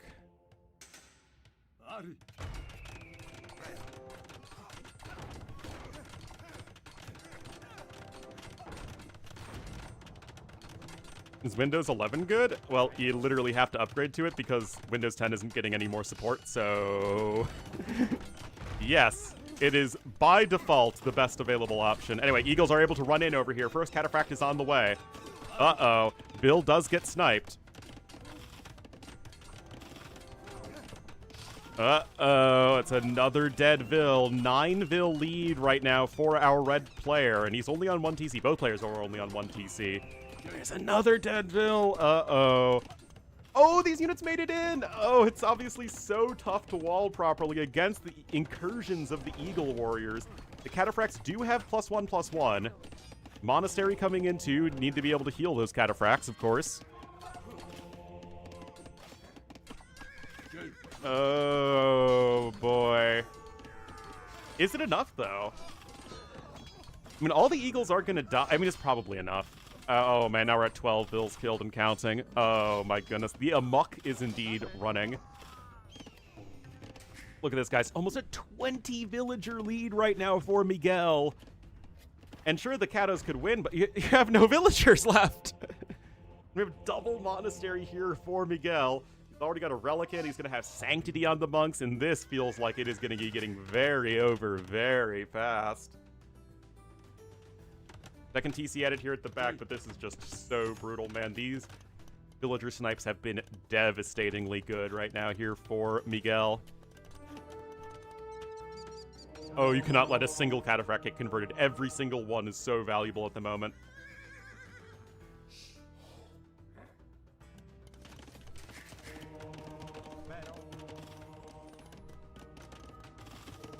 The position, if he went to the Zupi School of Walling. What was the Zupi School of Walling? I don't remember. But yeah, now behind this, Miguel just has to add in a gajillion TCs. You know, give or take 2 or 3.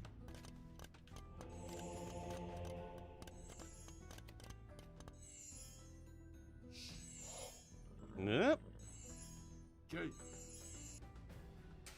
TC there over to the west. No, you can't come from a 20 villager deficit. King Miz Versailles or Zupi Samo kept AM pressure. Oh, yeah, that's right. That was one of the games of all time, for sure.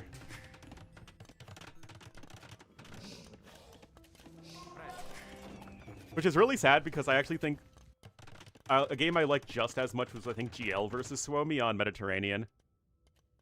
From the same exact tournament, but like no one remembers it because the Oasis game was like even better.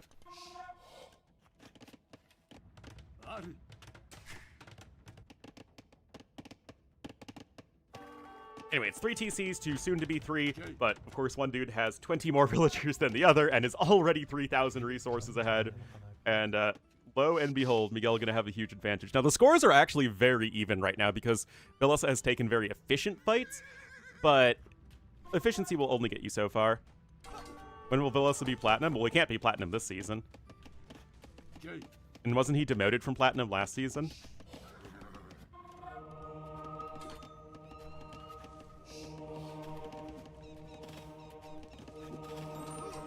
Anyway, good conversions there.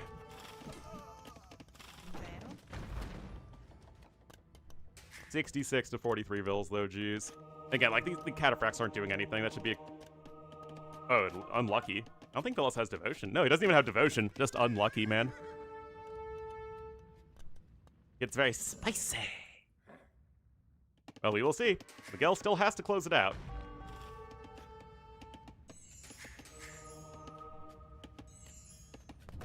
And honestly, the Eagles are going to be really helpful versus the Monks, because what's going to happen? Oh, if the Cataphracts were charging in right now, I think it would be even better.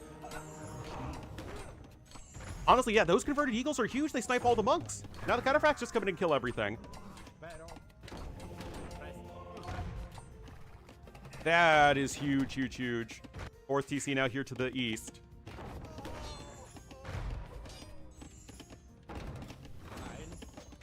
The kill there, and I mean, that's all cleaned up right now, guys. Miguel has no aggressive potential at the moment.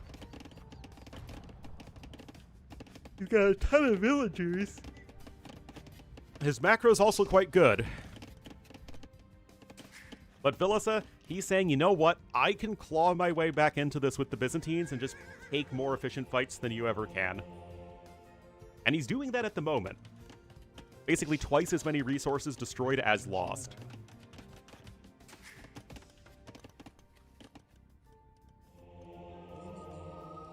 Oh. So unlucky there for Miguel. Oh my goodness, how did he not get a single conversion? Oh, the Byzantine castle looks great for sure.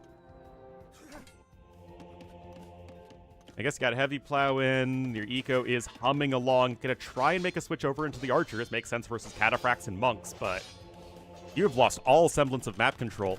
And I don't think the yuckers can get through all of that armor. I don't think so, guys. Or if they do, it's a very small amount of damage that can get through the armor. I forget the exact amount of bonus damage that Kamyuks have in Castle Age.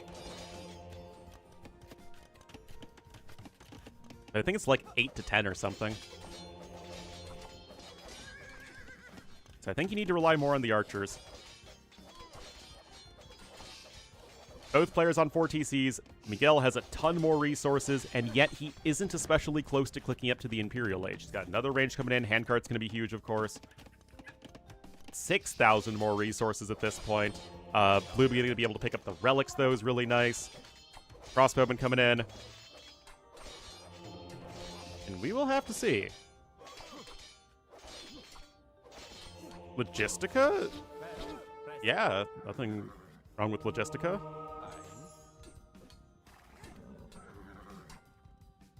Logistica is an insanely good upgrade. It should be pretty expensive. And I don't think anyone should be making the argument that, oh, Byzantines are a weak Imperial Age civ.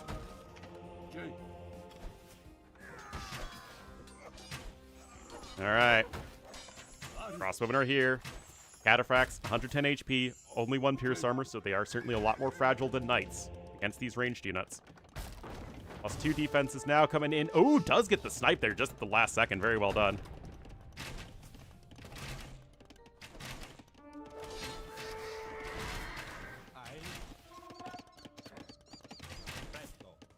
And there's Imp. Bodkin now coming in. And here come the archery ranges.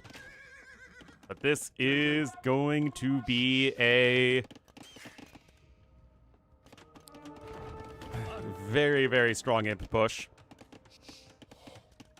Exactly 650 stone for Miguel. They're all dead? Oh, yeah, that's fair. All right, castle here for Miguel. Not getting it as forward as I'm sure he would like. And yet this is still probably good enough.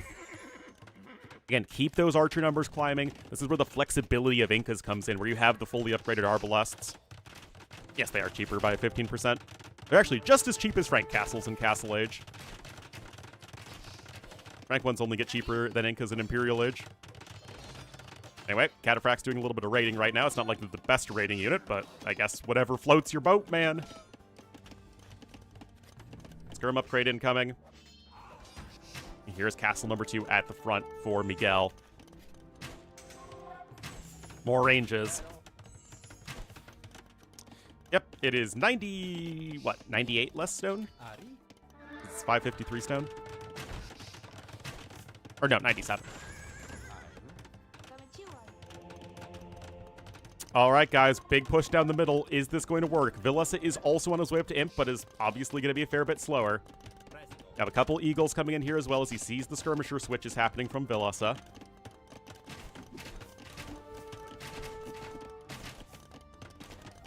Pikemen as well. Leaving to play tennis. We'll have fun, Flogi. This is the last game anyway. This is also probably the most interesting game of the day, is all these vills are going to be coming forward here from Villese to drop a forward castle. Miguel has the same idea, though, and he's up to Imp faster, remember. There just aren't enough skirms on the field at the moment. There's only 2. It's very not impressive. You got 3 ranges here, but that's still going to take a little while. Pike Arb versus Kataskir. It's not really... I wouldn't look at it in terms of composition. I'd look at it in terms of Miguel's going to have like twice as many units in the near future, but... Lieutenant Dan, you ain't got no skirm!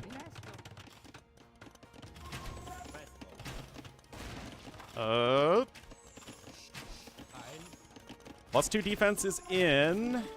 Still, I mean, there's just so many more archers at the moment. But the production is stopped. It's all trebs. Triple castle treb production. He is going to make like a rodent and go for it. But look at this. Forcing all of that migration right there is going to cause that additional idle eco. And it's going to try and buy Villa some more time as we have a really, really nice game to close out the day. Conscription coming in.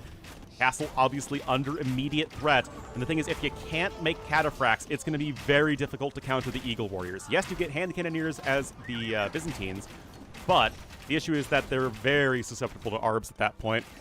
And yes, you can steal farms. Oh, that's right. Oh, that's a mining camp. I thought it was a mill. That's funny. Okay, I forgot that was bugged for a little bit. Anyway, look at this, guys. Triple treb action here. 19 arbs. Can the skirmishers do enough?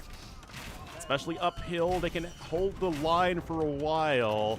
More ranges here to the side, but this is where the chicken suit man switch is going to be devastating. He can now afford elite. There it is. There are now 0 castles right now here for Villese. The score is certainly not looking too good for him. The relic situation is just 2-1 in his favor.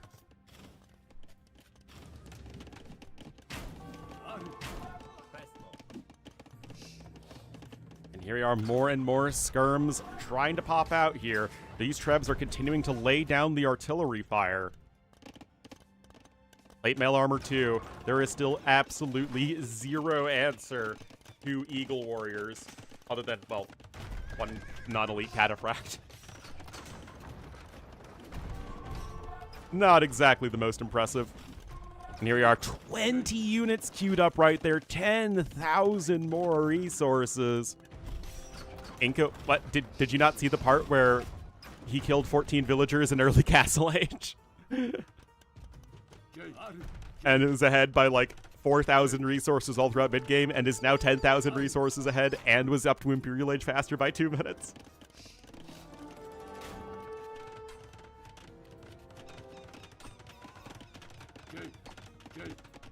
All right, guys.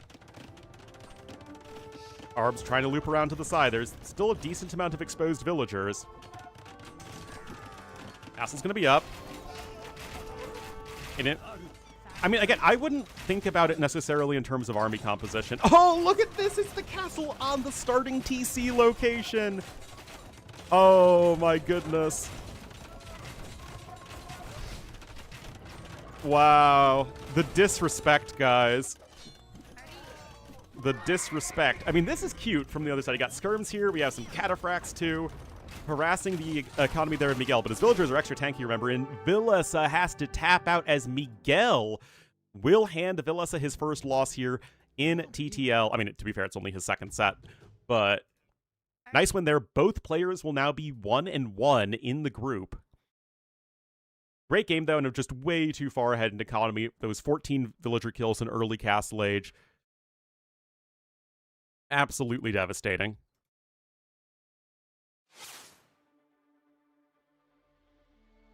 So yeah, you can see Villese going to be going 4-2 now. So he'll be the same overall score as Prisma, but Prisma has the match wins. I agree. Why don't you say hi? I think way too many people look at AoE through the lens of unit matchups, Imperial Age unit matchups, when that's just not how AoE games work. At least not most of them. Sometimes it is, but not most of the time.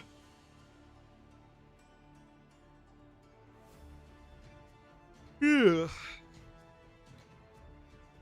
Anyway, good stuff there. Now remember, Platinum League will start tomorrow. Next, nobody.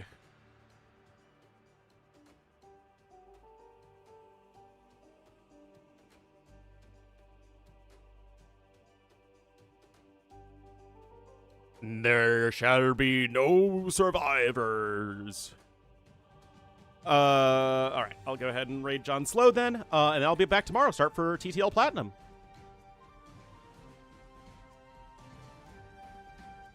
Bye, guys. See you tomorrow.